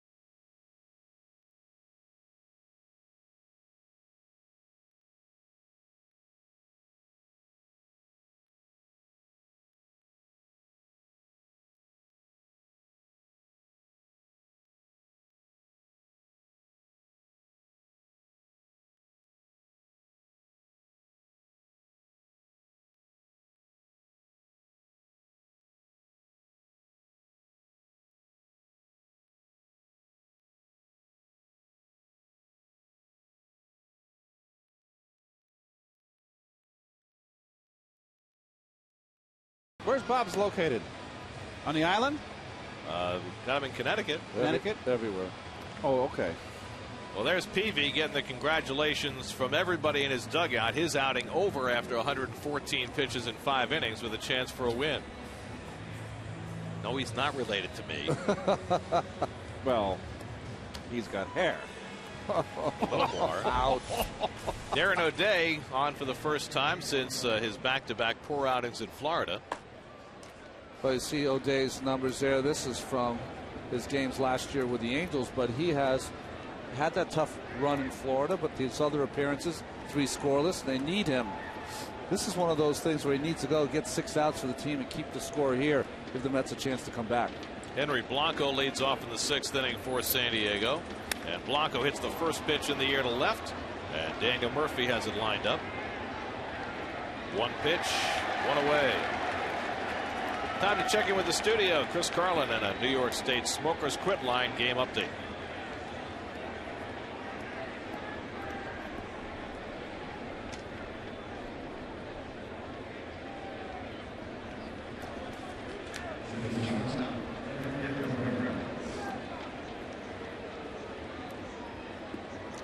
All right, Chris, Ever Cabrera the batter. Cabrera's 1 for 2. Corners come in against the switch hitter, and he takes a strike. Let's check in with Kevin Burkhardt. Kevin? Guys, kind of funny how Darren O'Day became a sidearmer as a freshman at the University of Florida. Did not make the baseball team, so he thought about giving it up, went home and played in a beer league. And wasn't working, so he said, you know what? He just tried doing it, and he basically taught himself how to do it. He went back his sophomore year. He made the team after that. A pre-med student, by the way, at the University of Florida. So a beer league baseball team responsible for Darren O'Day, now a sidearm pitcher. And how about this fact? Once he made the team back as a sophomore year, he shared the closing duties with another righty sidearmer. Isn't that interesting, guys? The thing is, with O'Day, he gained about 5 miles an hour when he dropped down to the side. That shouldn't happen, right? That's right. I mean, you're used to trying to get more movement. Gets Cabrera on 3 pitches for the 2nd out. This rising fastball. So 2 out and nobody on. Edgar Gonzalez now will pinch hit for Jake Peavy. Edgar Gonzalez, older brother of Adrian, played a lot of second base for the Padres last year. So Peavy's done after 5 troubled but ultimately successful innings. Allowed 3 runs and 6 hits. And Edgar takes a slider for a strike. John Maine done after 5. John allowed 6 runs, 7 hits, 3 walks, 4 strikeouts. There's Clay Meredith up in the Padre bullpen, ready to face the Mets in the bottom of the 6th.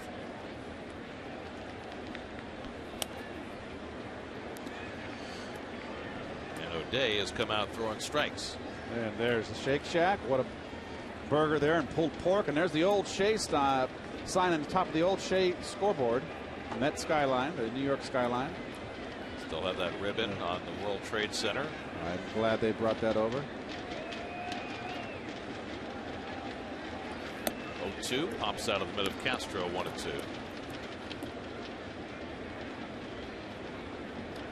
Last week was a very troubling week for Darren O'Day. He was so close with Nick Adenhart, the young Angels pitcher, was killed, and went right back out there that day in Cincinnati and pitched, in fact, 3 days in a row. But now he's had a little time to sit back and gather himself, and I think we've seen it in his pitches tonight.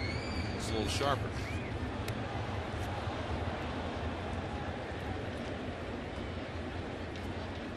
You see the Los Angeles Angels, who had that amazing spring training. What, they have 22 wins in spring training, and now they're off to a 3-6 start. Doesn't it always work out that way? Well, but it makes sense with considering what they've gone through. I don't know how they could. They had a bench clearing brawl. Yep. Well, they won that first game after Adenhart's death, but they have struggled since then. Beat by the Mariners last night.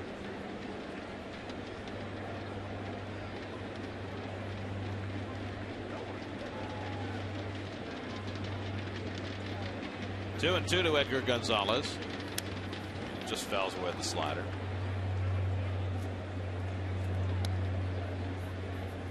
By the way, did you see the pitching line on the Dodgers? Clayton Kershaw last night.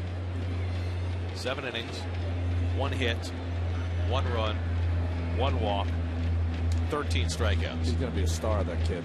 The next Sandy Koufax, they're saying about that young man? 21 years old. Got no decision last night. Dodgers won that game in the 9th over the Giants. Got a big curveball. Got a big curveball. He throws 95. Tall, lanky kid. No chance of anyone being the next Sandy Koufax, by the way. There is no next Sandy Koufax. But he is a real talent, and with a Dodger team that has a lot of young talent. James Loney, Matt Kemp, Andre Ethier, Russell Martin, keep going. Again, the 3-2, and it's fouled away. So Gonzalez making O'Day work. I think you have to consider the Dodgers the favorites in that National League West. Yes, no question. There's a lot of mediocre teams in the National League again this year. The 9th pitch of the at-bat upcoming to Gonzalez, and he grounds one out to Castillo, who shuffles over to his left, and the side retired. Strong inning for Darren O'Day as he sets the Padres down 1-2-3. Mets will try and respond against the Padres bullpen as they come up in the bottom of the 6th, down by 3.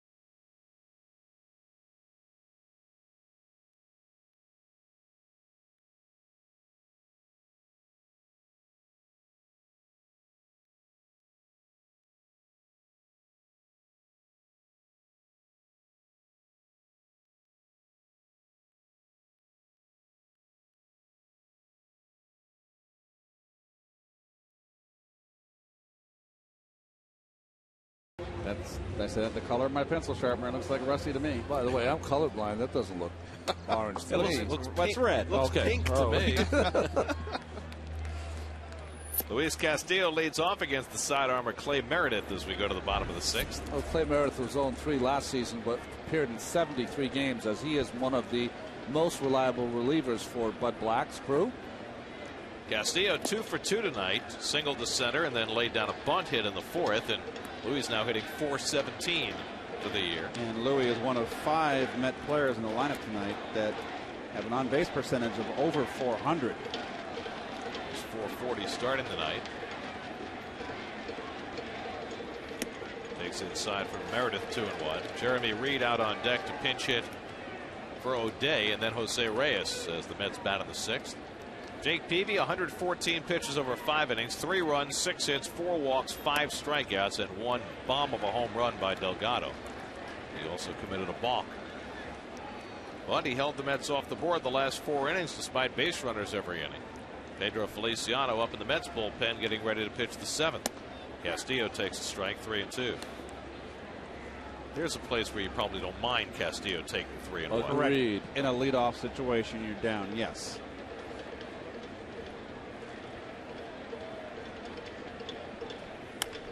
He bounces one to the right side for Eckstein. 1 away. So Castillo retired for the first time tonight. And now Jeremy Reed will pinch hit. Oh, man, those tacos. They only show these shots of La Verano so that your stomach can growl. You know, I'm going to go visit Floyd. Floyd, are you listening to me? Send me out some tacos, would you? Want to eat. They are delicious. Could you at least ask him for some for Ronnie and me, too? Oh, 3 of us. Excuse me. I thought you didn't like Mexican food, Gary. I thought you were boycotting. Eckstein throws out Reed for the 2nd out. I will never turn down a good taco. What is he, anti-NAFTA or what? So Meredith makes quick work of the first 2 man hitters here in the 6th. And now Reyes comes up for the 4th time. Jose had an infield single and scored a run back in the 1st. Since then has flied out and hit into a force play. Waiting for Jose to get red hot. He just hasn't caught fire yet in this young season. It's only a matter of time. It's only a week into the season, but an interesting trend for the Mets so far. They're doing the scoring late in games, outscoring their opponents, as opposed to last year when they were outscoring early in games. Last year, in fact, the Mets set a major league record for run differential in the first 3 innings of games. But this year they've been outscored 12-3 in the first 2 innings. But from then on, they've outscored the opposition 39-23. The foul ball hit Reyes on the leg, and it's 1-2. What was that guy eating there that our Bill Webb kept? Pizza. That's how they eat it in New York. Little fold-up piece there. Cascarino's Pizza. And by the way, I bet you those are wonderful. we'd accept one of those too. Wow. He's not even coming up for air. Would you? Throw in some anchovies. 1-2. Hit in the air to right over toward the line. A long run for Giles, and he runs it down with a lot of white showing in that webbing. Side retired. So a 1-2-3 inning for Clay Meredith. And we move on to the 7th. Top of the batting order coming up for the Padres. Tacos, anybody? Keith's hungry.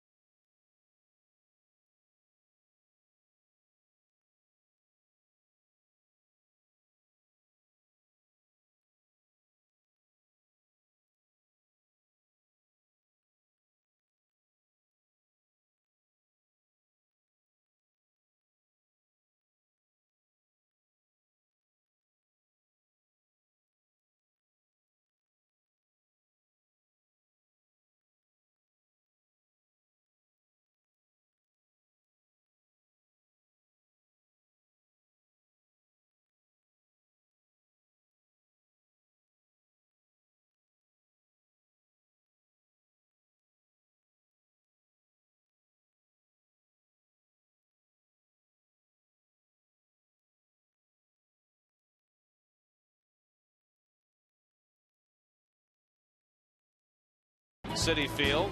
A couple of great catches in the stands. One Padre and one big bat. A 440-foot bomb off the bat of Delgado gave John Maine a 3-0 lead, but that disappeared quickly in a 5-run third. Rough outing for Maine.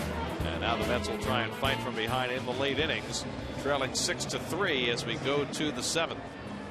Pedro Feliciano, the left-hander, in for the Mets. 86 games last season for the Mets. That's a Mets record. Gary did some quick math for us. This is his 6th appearance in 9 games. That would make him in 108 games by the end of the year. That would be a record because the record is 106 by Mike Marshall in his Cy Young year in '74 for the Dodgers. Jody Garrett leads off in the 7th inning, and he swings and fouls the first pitch at the plate. Garrett 1 for 3 and a bloop single to drive in a run in that 5-run third against Maine. John went 5 innings, allowed 6 runs and 7 hits. Darren O'Day followed with a 1-2-3 6th, and now Feliciano working in the 7th. You've got Garrett, the left-hand hitter, and then after Eckstein, you've got Giles and Gonzalez, the 2 lefties. There's a strike, 0-2 to Garrett.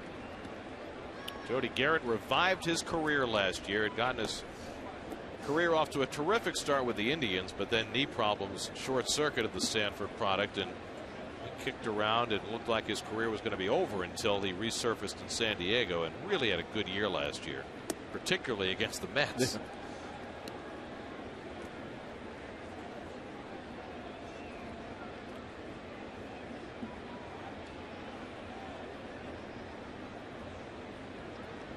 Feliciano ahead 1-2, and it's lined into right field. That'll fall in for a base hit, and so Garrett has a 2-hit game, and the Padres have the leadoff man on in the 7th.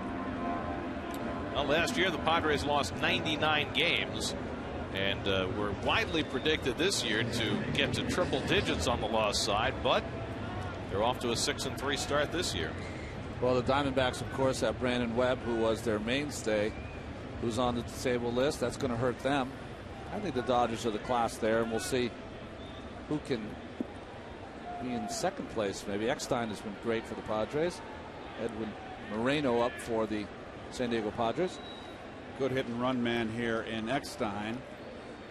This is the time of game in the 7th where it's a good move to put the hit and run on and force the issue. Try to break the game open.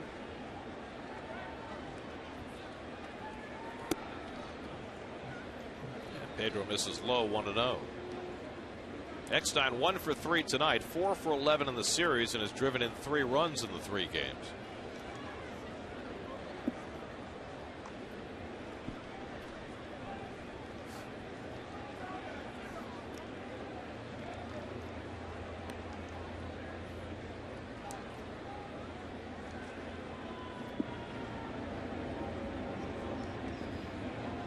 Giles on deck.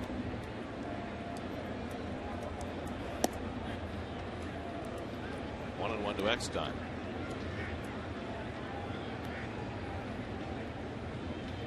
Takes a long look down at Glenn Hoffman to see if what's on here.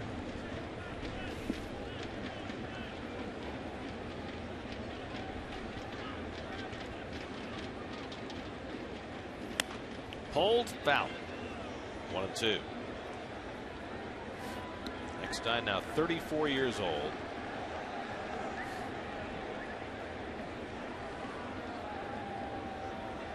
Last year played for the Blue Jays and the Diamondbacks.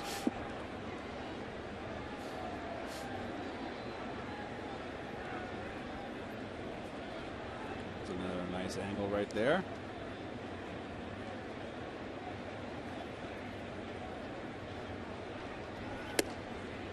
Two and two. Feliciano does not want to go to 3-2 with get the runner in motion. Got the lefties coming up, Giles and Gonzalez, but Feliciano just gave up a hit to a lefty in Garrett. 2-2 to Eckstein, and he chases a pitch, strike 3. So Feliciano gets Eckstein to fish for the fastball away at 1 down. Well, it was supposed to be a fastball in, but ran away from Feliciano. It's very interesting. Right before that pitch, Castro put his glove behind Eckstein, maybe trying to make him feel like that pitch was going to be in. Double crossed him away.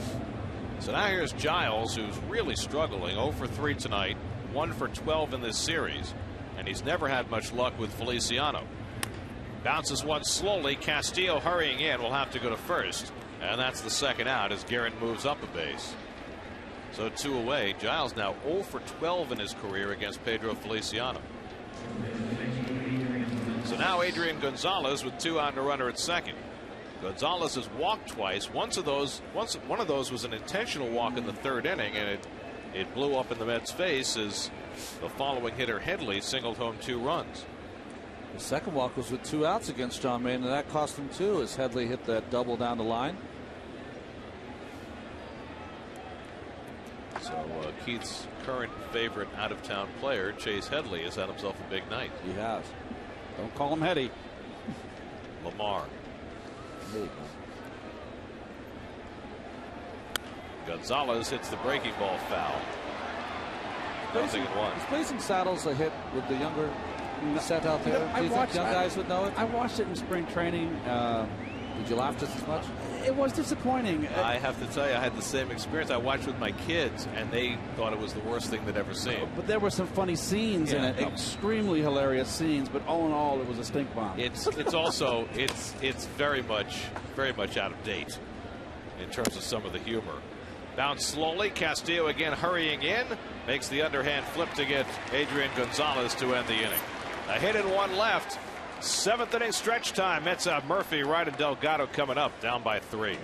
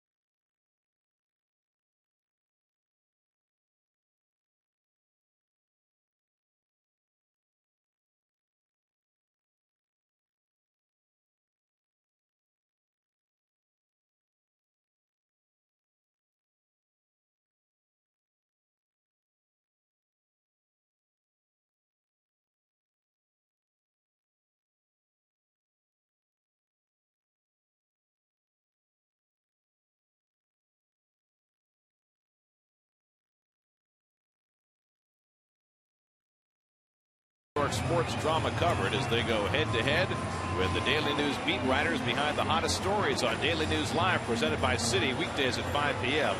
right here on SNY.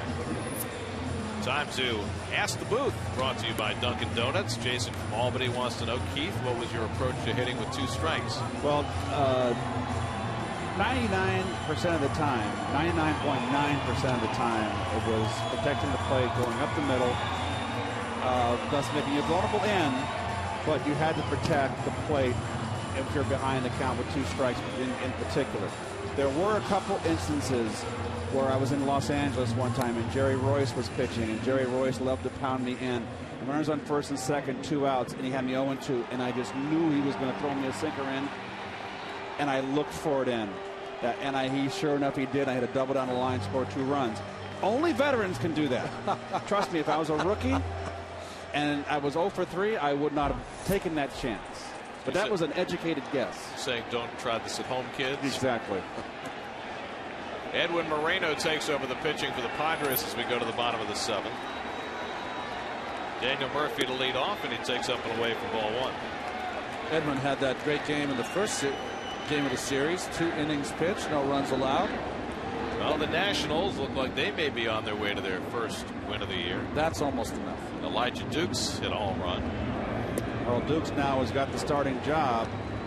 Off to a little bit of a struggling start, but with Lasting's millage being sent down, Dukes is now the everyday outfielder in an once crowded outfield. Like a vote of confidence, right? It's still crowded, just not as crowded. Yes. They've still got Kearns and Dukes and Willingham and Dunn. Well, Dunn, I think, is Nick Johnson playing first base? Nick's playing first. They're trying to trade him, which would move Dunn to first, but for the moment, Dunn's an outfield. 2-1 to Murphy. Checks the swing, takes the off-speed pitch for a strike. 2-2.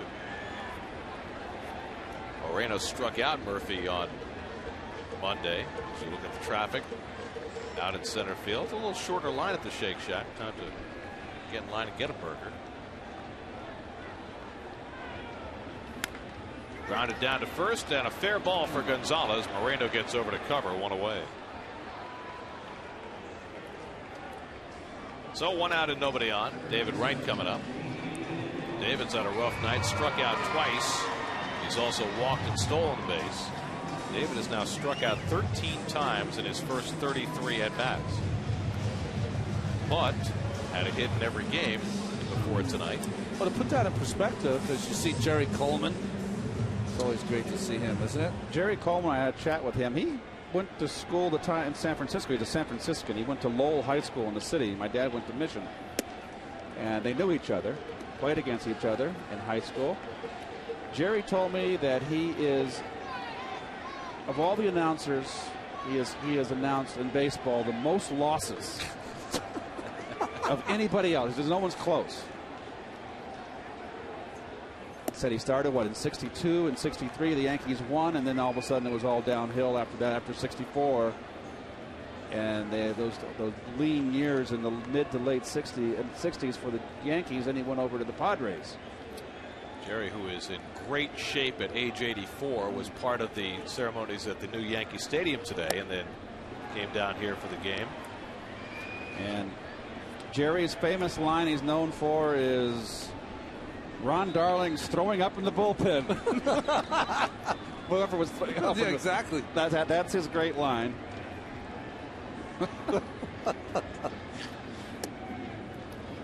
He also was famous for his star that he would wave out of the booth in San Diego when a defensive gem was made. He'd say, "Hang a star on that one." Wow. And he'd wave the star. Brian Stokes up in the Mets bullpen. 2-2. Pulled foul. And you know, Jerry has had a great life. He's a war hero. Yep. World War II and the Korean War. Some of those Yankee teams. I think 7 world championships in 9 years with the Yankees. As Phil Rizzuto's double play partner. Yep. He told me that talking about Eckstein, how Eckstein reminds him of Rizzuto. He said Eckstein hasn't got a great arm, and he said neither did Rizzuto, but they're both very quick with their feet and quick with their release. Toward the middle, and a base hit for David Wright. And now he has a 9-game hitting streak to start the season.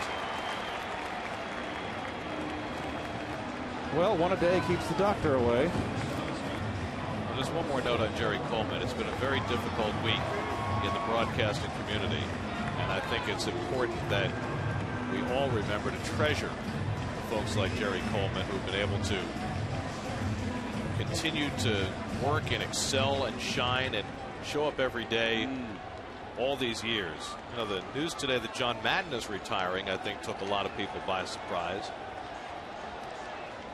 Here's Delgado, and he lifts one to shallow left. Headley angling in. And Delgado retired for the second out. But, you know, also the news today that a voice from my childhood, Merle Harmon, who was the voice of the Jets during their Super Bowl year back in the 60s, back in the days when, you know, home NFL games weren't televised, and so you listened to games on the radio.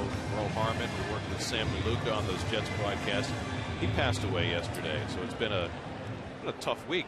Harry Callis, Les Kiter, Merle Harmon all passing away in a 3-day span, and John Madden announcing his retirement.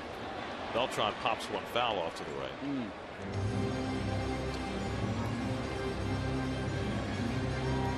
so treasure the Ralph Kiners and the Jerry Colemans right and the Vin that. Scullys. Absolutely. It makes you realize your mortality. Beltran has walked twice, officially 0 for 1. Right at first with 2 down. David runs, and it's grounded toward the hole, but Eckstein is there to grab it and throw out Beltran to win the inning. So Edwin Moreno comes up on and puts up another 0. We head for the 8th inning at Citi Field. Still 6-3 San Diego.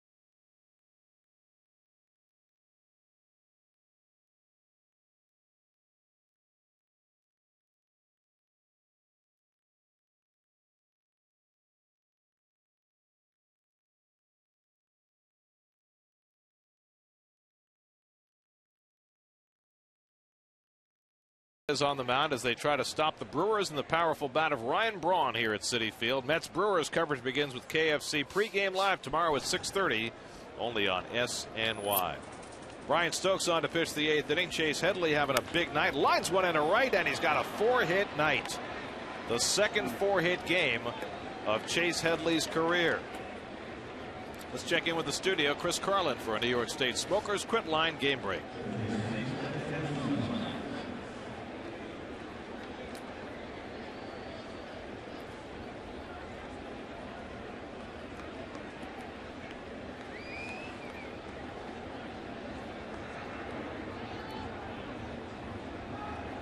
There's the studio. That's 51st Street, right? There. No, it's probably 6th Avenue.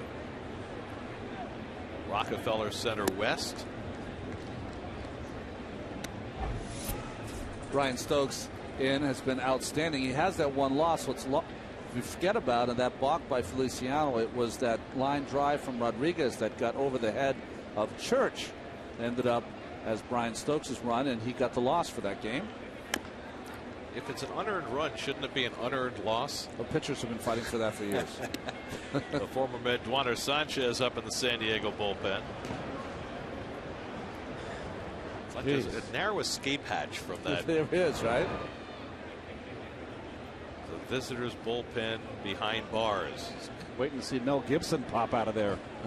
Sounds like some kind of cable reality series, doesn't it? Yes. Down to third, might be a double play. Right to Castillo. The relay on target, double play. 5-4-3, 2 out and nobody on. Pitcher's best friend. Routine. Nice turn. Nice slide. That's legal right there. That's just good hard-nosed sliding right there. Try to break up 2. Only the 4th double play the Mets have turned in their first 9 games. Well, you know what's great about that? If David makes a chest-high throw, Castillo can use those quick hands like he did right there. So now 2 out and nobody on. Henry Blanco fouls it off. Jerry Manuel was very adamant the other day that the Mets were not doing a good enough job turning double plays, that they weren't being aggressive enough, being too tentative with their throws. I think he thought they were not only being tentative with their throws, making sure of that out, but also they're sitting back just a little bit instead of being aggressive, charging the ball and closing that distance. It gives the second baseman a little more time before he is sent to center field.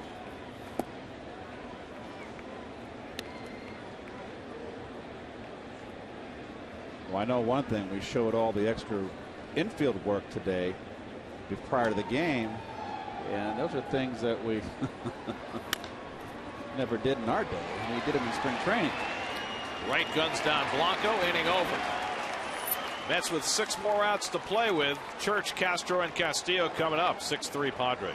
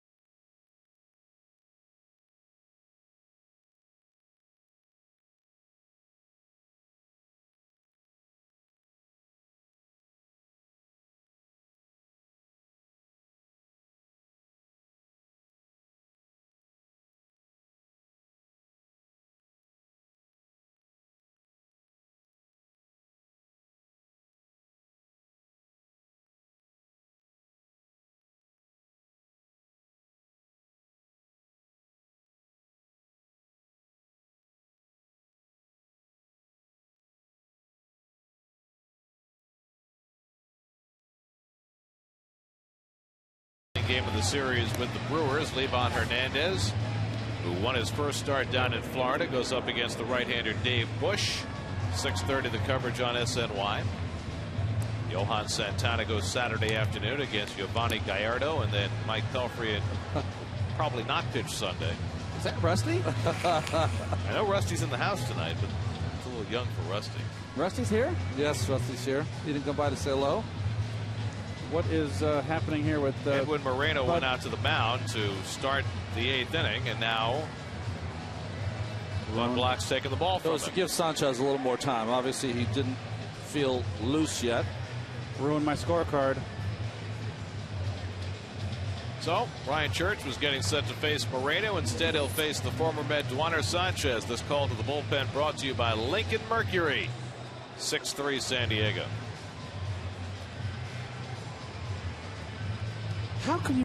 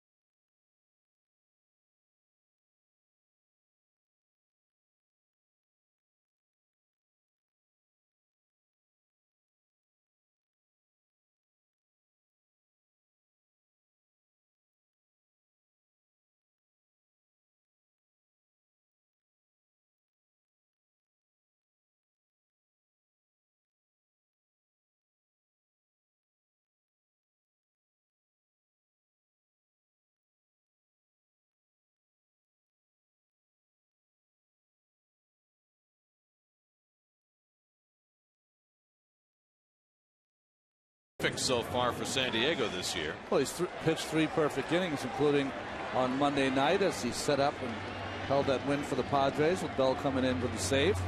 Mets let him go in spring training. Padres picked him up as they picked up just about every available pitcher this spring, and Sanchez has been terrific.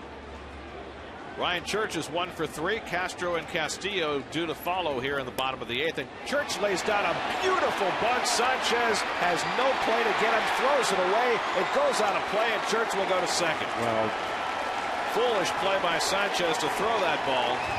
A bunt single by Church to get the Mets started, and he'll go to second base on the air. well, this is a beautiful play right here to drag bunt. Down 3 runs. To lead off the 8th. And Sanchez is too much of a veteran here to try to throw this ball. Eckstein had it backed up, attempted to. And Church can run. 2 more hits for Church. You got to know right there. You just have to realize who's running, that there's no play there. Just put it in your pocket. Get the next guy if you can. That clock in your head. Yeah. Right? So the Mets need 1 more base runner to get the tying run to the plate in the 8th. And Castro takes up and away for ball 1. So that's the first hit that Duaner Sanchez has given up this season.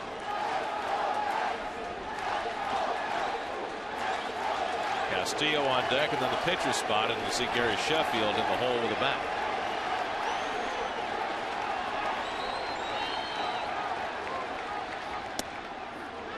Good pitch right there from Sanchez. Now, Ronnie, Sanchez was up in the last inning, and yet Bud Black sent Moreno out to warm up to start the 8th, and maybe that tells you Sanchez had problems getting loose. Absolutely. A call came from the bullpen catcher or the bullpen coach and said that, listen, he's having a hard time loosening up. He's going to need a few more pitches. That's when you send Moreno out. He kind of goes through the motions, and then they bring him in once he says he's okay. Those things happen all the time in the bullpen.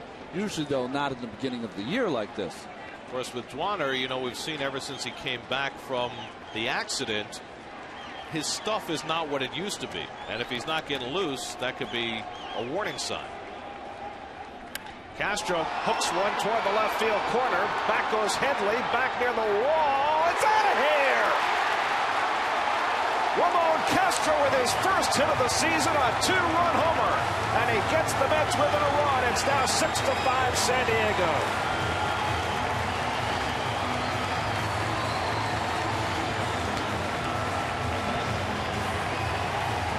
Just clearing that angled fence down the left field line. And Castro gets the Mets within a run. Well, Ramon has had trouble getting around a fastball. He throws him a changeup. And Ramon caught up with it. Again, like we've seen down the right field line, the ball down the left field line seems to carry too.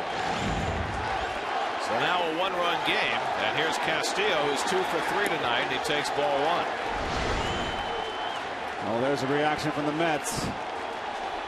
They're back in the hunt. So Castro, who had been 0 for 10 before that swing, gets a big 2-run homer to get the Mets right back in it. Let's see how much this one missed by. Well, he wants this ball down and away on the corner, and instead just sits there. When you throw a hanging slider, it's almost like putting the ball on a tee for a major league hitter. And at the knees to Castillo, 1-2. Gary Sheffield has come out on deck. The bat from Brian Stokes.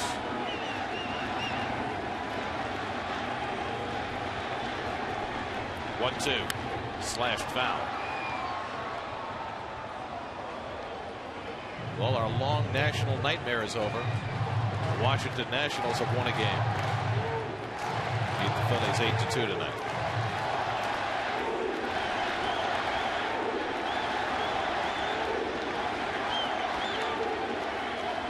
One-two to Castillo.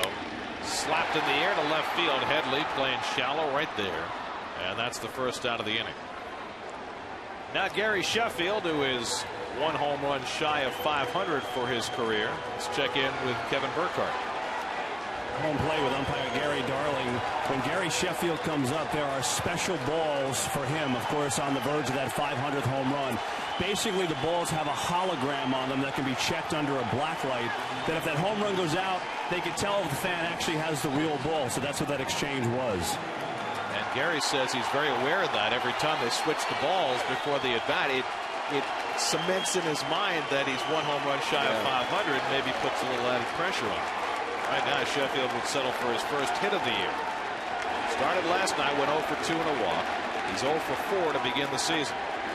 And he takes outside and low, ball 1. Anyone ever asked the pitcher if he wanted to throw with that ball or continue with the same ball he just got an out with? Or that doesn't matter? It doesn't matter. Okay. I got it. I got it. It's a hitter's world. Mets have 2 home here in the 8th on Castro's home run. Down 6-5. And Sheffield takes a strike, 1-1. 89-mile-an-hour fastball by Sanchez, with Reyes waiting to follow.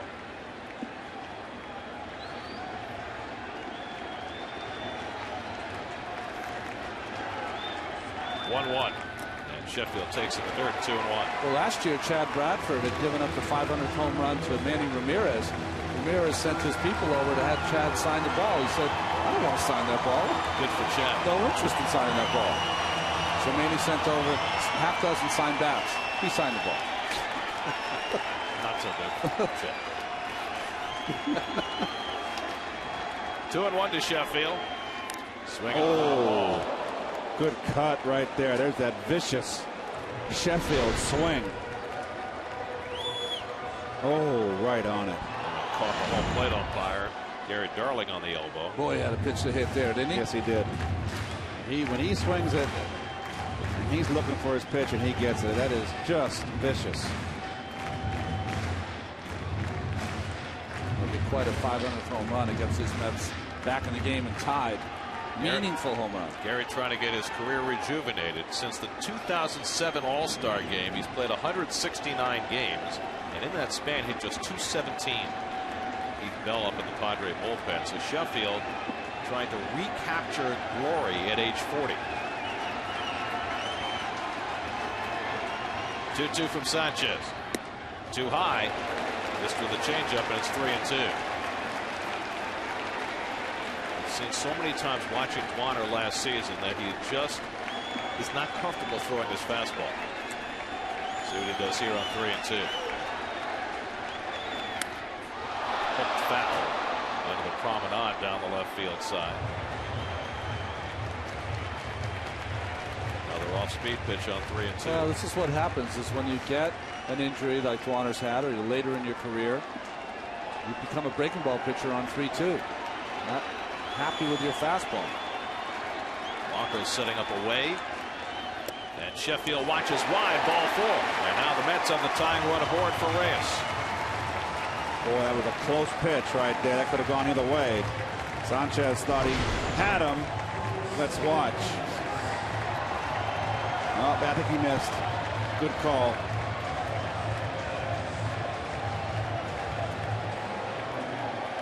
Very disappointed with Sanchez. Very similar to the pitch that Wright struck out on in the 4th inning off Peavy. So now Reyes, who's 1 for 4, had an infield single and scored back in the 1st. Straight upfield, the tying run at first with 1 out. Sorry, Gary. Straight up in the outfield, guarding the lines. Kuzman off in on the grass at 3rd. Always have to protect against the bunt against Reyes. Boy, that 415 out there by the Geico signs very inviting for Jose. 415 out there. That's a lot of pasture. It's a triple waiting to happen. Letter high strike, and it's 1-1. Daniel Murphy waiting on deck. Bell up in the bullpen here in the 8th. So is K-Rod. But would Bud Black go to Bell in the 8th for a 4 or 5 out save if necessary? Too high, and it's 2-1. If he's up, he's thinking about it already. I think if Sanchez were to get one more out, you might see Bell.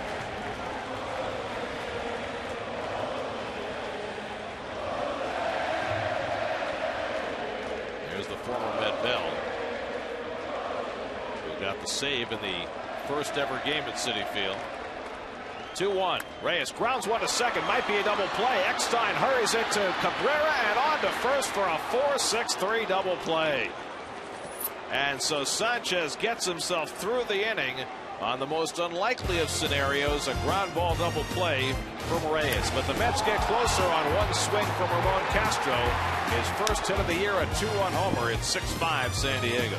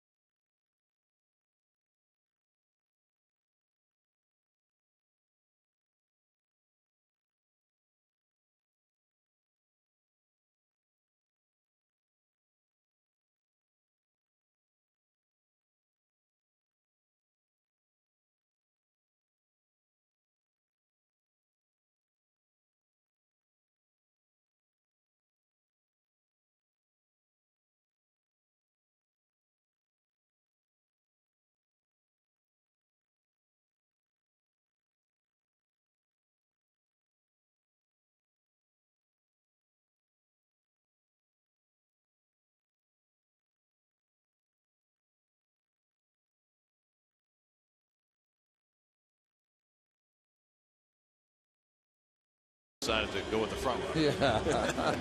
A majority for Delgado, who's off to the hot start. He has a dozen RBIs to start the year. Beltran has 7 and Wright has 4. Well, you think about it this way: if Delgado stays hot, that does a lot to take the RBIs away from Mr. Beltran. Not a save situation, nonetheless. Francisco Rodriguez comes on to pitch in the 9th. I honestly like the way that Jerry's been using his closer. Wins are at the ultimate. Use them any way to keep the game close. It's your best pitcher in that bullpen. You come back, and you have to make sure that the Padres don't score another run to pull ahead by 2. Everett Cabrera will lead off in the top of the 9th. A 22-year-old rookie. 1 for 3 on the night. Singled and scored in the 5-run 3rd inning that the Padres put up against John Maine. Maine allowed 6 runs and 7 hits over 5 innings and is on the hook tonight. Corners come in against Cabrera, who's always a threat to lay one down. And he runs up and takes a low ball 1. Luis Rodriguez started the first 2 games of the series at shortstop, and Rodriguez has come out on deck as a pinch hitter for Eduardo Sanchez, with Heath Bell getting ready to pitch the bottom of the 9th.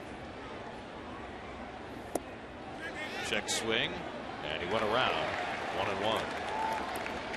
The Mets will have Murphy, Wright, and Delgado coming up in the bottom of the 9th. See the swing by Cabrera. K-Rod pitched in a similar spot on Monday, came in with the Mets down a run in the 9th. Aha. The old running bunt again. He got full with the changeup here.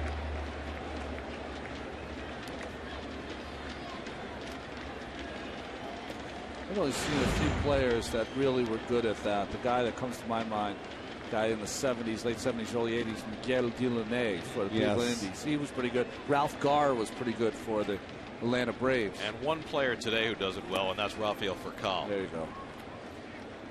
2-2 now to Cabrera. Ralph Garr on a blast from the past. Yeah, right. Batting champion 1971 with the Braves, I think. The Bravos. Had a great year.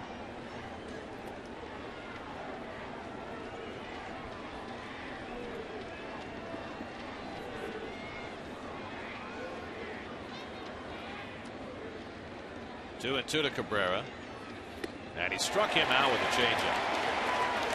So Frankie Rodriguez fans the first man to face him, 1 down. And now, well, that's that sinking changeup. Now with 1 out and nobody on, rather than Luis Rodriguez, they'll go instead with Scott Hairston. Rodriguez was on deck just in case Cabrera got on deck. He's the best bunter on the bench. He would come up and try to advance the runner. Cabrera strikes out. Now you take a shot with a guy who had 17 home runs last year, only 326 at-bats. Hairston started last night, had a good night, went 2 for 3 and a walk and drove in a run, stole a base.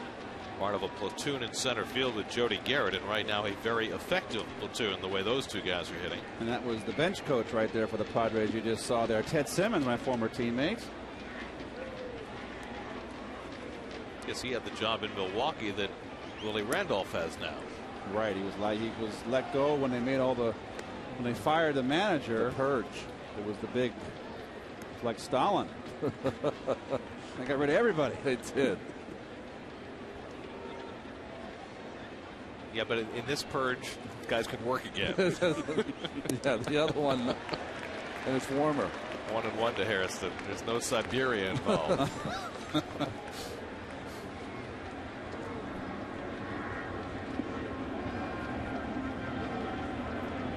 See Garrett on deck. 1-1 to Hairston with 1 out. And there's the breaking ball. It's 1-2. Well, that tight curveball just looks like a fastball halfway there and just makes that left turn. Been thrown that way his entire life. Now those are the photographers using their digital cameras to hit it on the spot. Breaking ball misses. I was talking to Frankie about his curveball the other day. He said he throws it from 2 different arm angles depending on which kind of tilt he wants. He'll do the one where it kind of sweeps across the plate. He'll do that a little more 3/4, and if he gets right on top, that's the one he wants to throw that comes down and into the left-handed hitter. Really torques his body to get the spin on that curveball. 2-2 to Hairston. Struck him out. So back-to-back strikeouts for K-Rod to start the top of the 9th. New York Mets baseball on SNY is brought to you by IOTV. Get the best in HD free with IOTV. By Firestone, a tradition of innovation. By Sponge Tech, America's cleaning company. And by American Airlines. We know why you fly. Jody Garrett bats with 2 out and nobody on. Garrett is 2 for 4 tonight. 4 for 9 in the series, including the historic home run on Monday night. And he takes a changeup for a strike. I knew Frankie Rodriguez had 62 saves. I knew he threw 95 miles an hour. I did not know how many breaking pitches he throws. He is a breaking ball changeup pitcher. No question, Ron. And he gets him biting at that curveball, and it's 0-2. And why wouldn't you? No one can hit it. Well, they have trouble hitting it.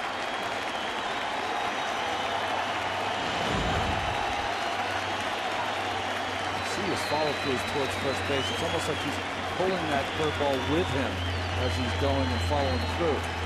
I think a lot of his deception, and the pitches are outstanding, is his big herky-jerky motion, all that effort. In there for a call, strike 3. Got him looking at the fastball. And Frankie Rodriguez strikes out the side of the top of the 9th. Now the Mets will try and rally in the bottom of the inning. Murphy will lead it off, then David Wright and Carlos Delgado as the Mets try and get it done in their final turn at bat, trailing 6-5.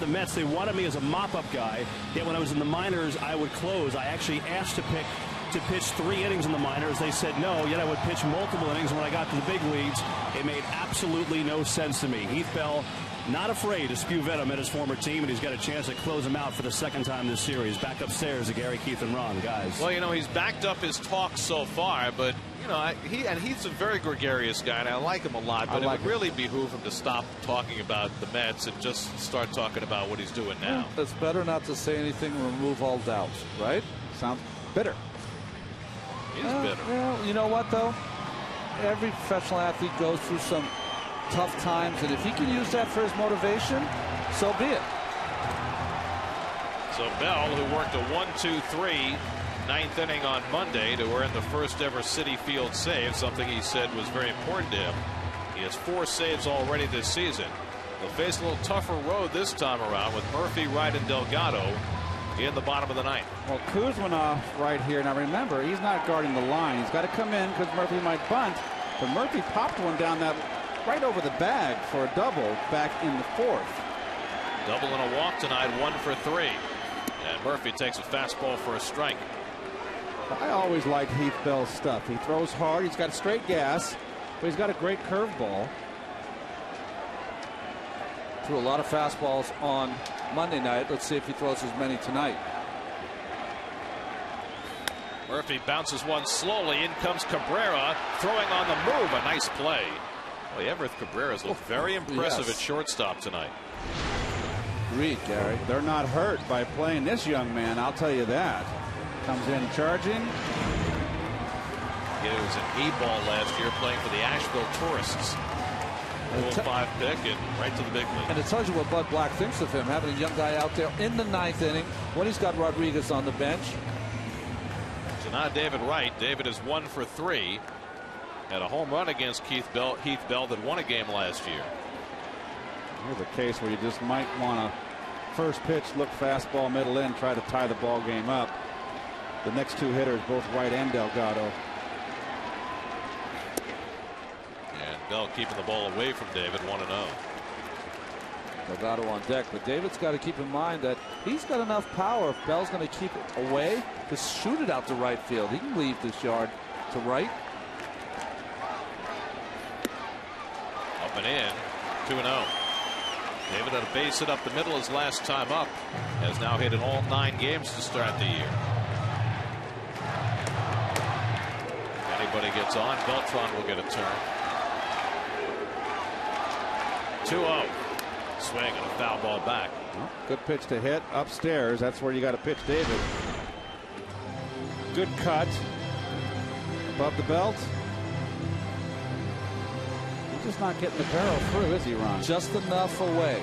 You're doing him a favor, much like Castro. Castro's not getting the barrel through. You're doing him a favor if you throw him a breaking ball.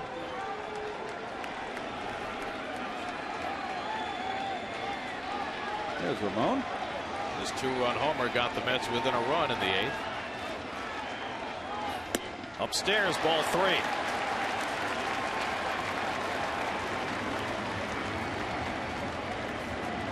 A walk would bring Delgado to the plate as the winning run. That's the last thing Bell wants to do here. Boy, big gap in right center field. 3-1.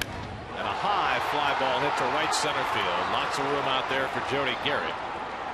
And Wright is retired, 2 down. That is not the part of the ballpark you want to hit into for a tying home run. Don't forget, right after the game, Chris Carlin, Bobby Ojeda, Lincoln Mercury post-game live right here on SNY, and on SNY after every Mets game, regardless of where the game is aired. So the Mets are down to their final out of the night. And the guy who got them off to the fast start tonight, Carlos Delgado, a 3-run homer back in the first. A 440-foot bomb out to the bridge in right center. The final hope for New York. And he takes a breaking ball for a strike. Boy, that was borderline. Carlos thought it was low, and he's got a bit of a gripe. That was a borderline pitch. There's a guy, some Met fan standing up. Good curve by Heath Bell, outside corner. Fastball strike, and it's 0-2. So now the Mets are down to their final strike. Bell looking to finish off the series and avoid facing Beltran. I think same pitch, Keith, right? Going to get another fastball away, maybe just a smidgen further out. 0-2 to Delgado. Ooh. Just missed. That was very close to the location of the previous pitch. Now it's 1-2. And it did miss. Good eye by Carlos, and not fooled. You see him going right at the ball. Good eye. Breaking ball in the dirt. Yep. Don't hang it. No, fastball away. He likes it.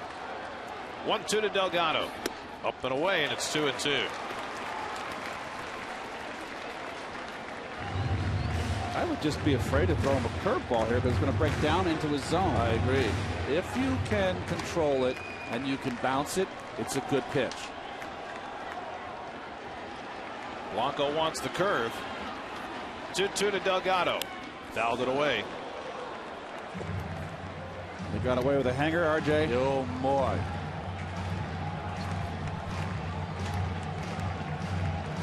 Delgado has homered each of the last 2 nights. You see the overshift against him. But straight away in the outfield.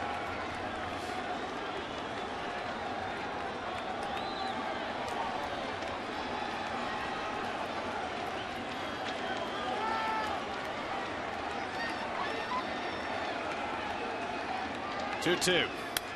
Flicked it away. And Delgado stays in. You saw Heath Bell shake off signs that weren't there, the phantom signs. That Yes. was just trying to confuse the hitter. If a pitcher did that too much with me, Ronnie, I would step out and make him start from scratch again. You don't want to start overthinking. And he only has 2 pitches, so if he shakes 3 times, you know what that means? Fastball's coming. Good Fastball in. We'll find out. Good at bat by Delgado. Good battle. 2-2 to Carlos. Fouled it away. 7 pitches into the at-bat, still going for Bell and Delgado. 1-run ball game, bottom of the 9th. Well, you were taught years and years ago that if you were up by 1 run, you never threw inside. And that's where Bell is right now. But the guys nowadays throw more inside with just a 1-run lead. Blanco staying away so far. Love that split screen. Fastball in. There it is. Better be upstairs. Got it out over the plate, and he fouled it off. 96 miles an hour from Bell.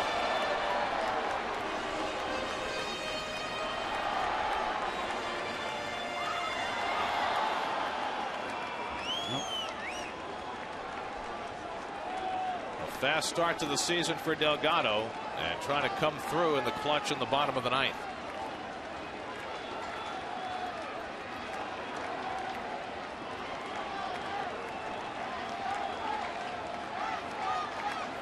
This will be the 9th pitch of the at-bat.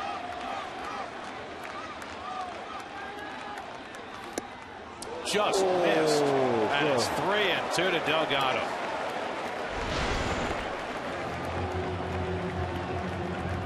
Yep, good call. Good eye. Blanco moving that glove ever so slightly away. So now it's 3-2 to Carlos Delgado. 35,985 on hand at Citi Field, all standing now.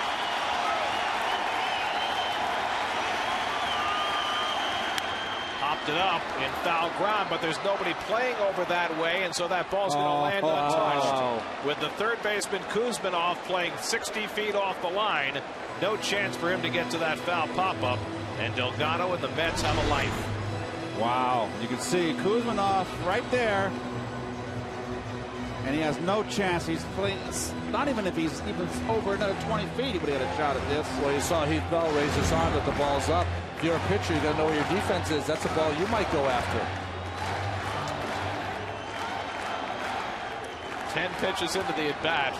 One more coming. He doesn't want to throw his curveball. In there for a call strike three, and the ball game is over. Delgado screaming at Gary Darling, thought for sure that ball was high, but Bell gets the call. Delgado down looking, and the ball game is over, and the Padres hang on to win 6-5. Well, they don't call that pitch. It is letter high, a little below the letters.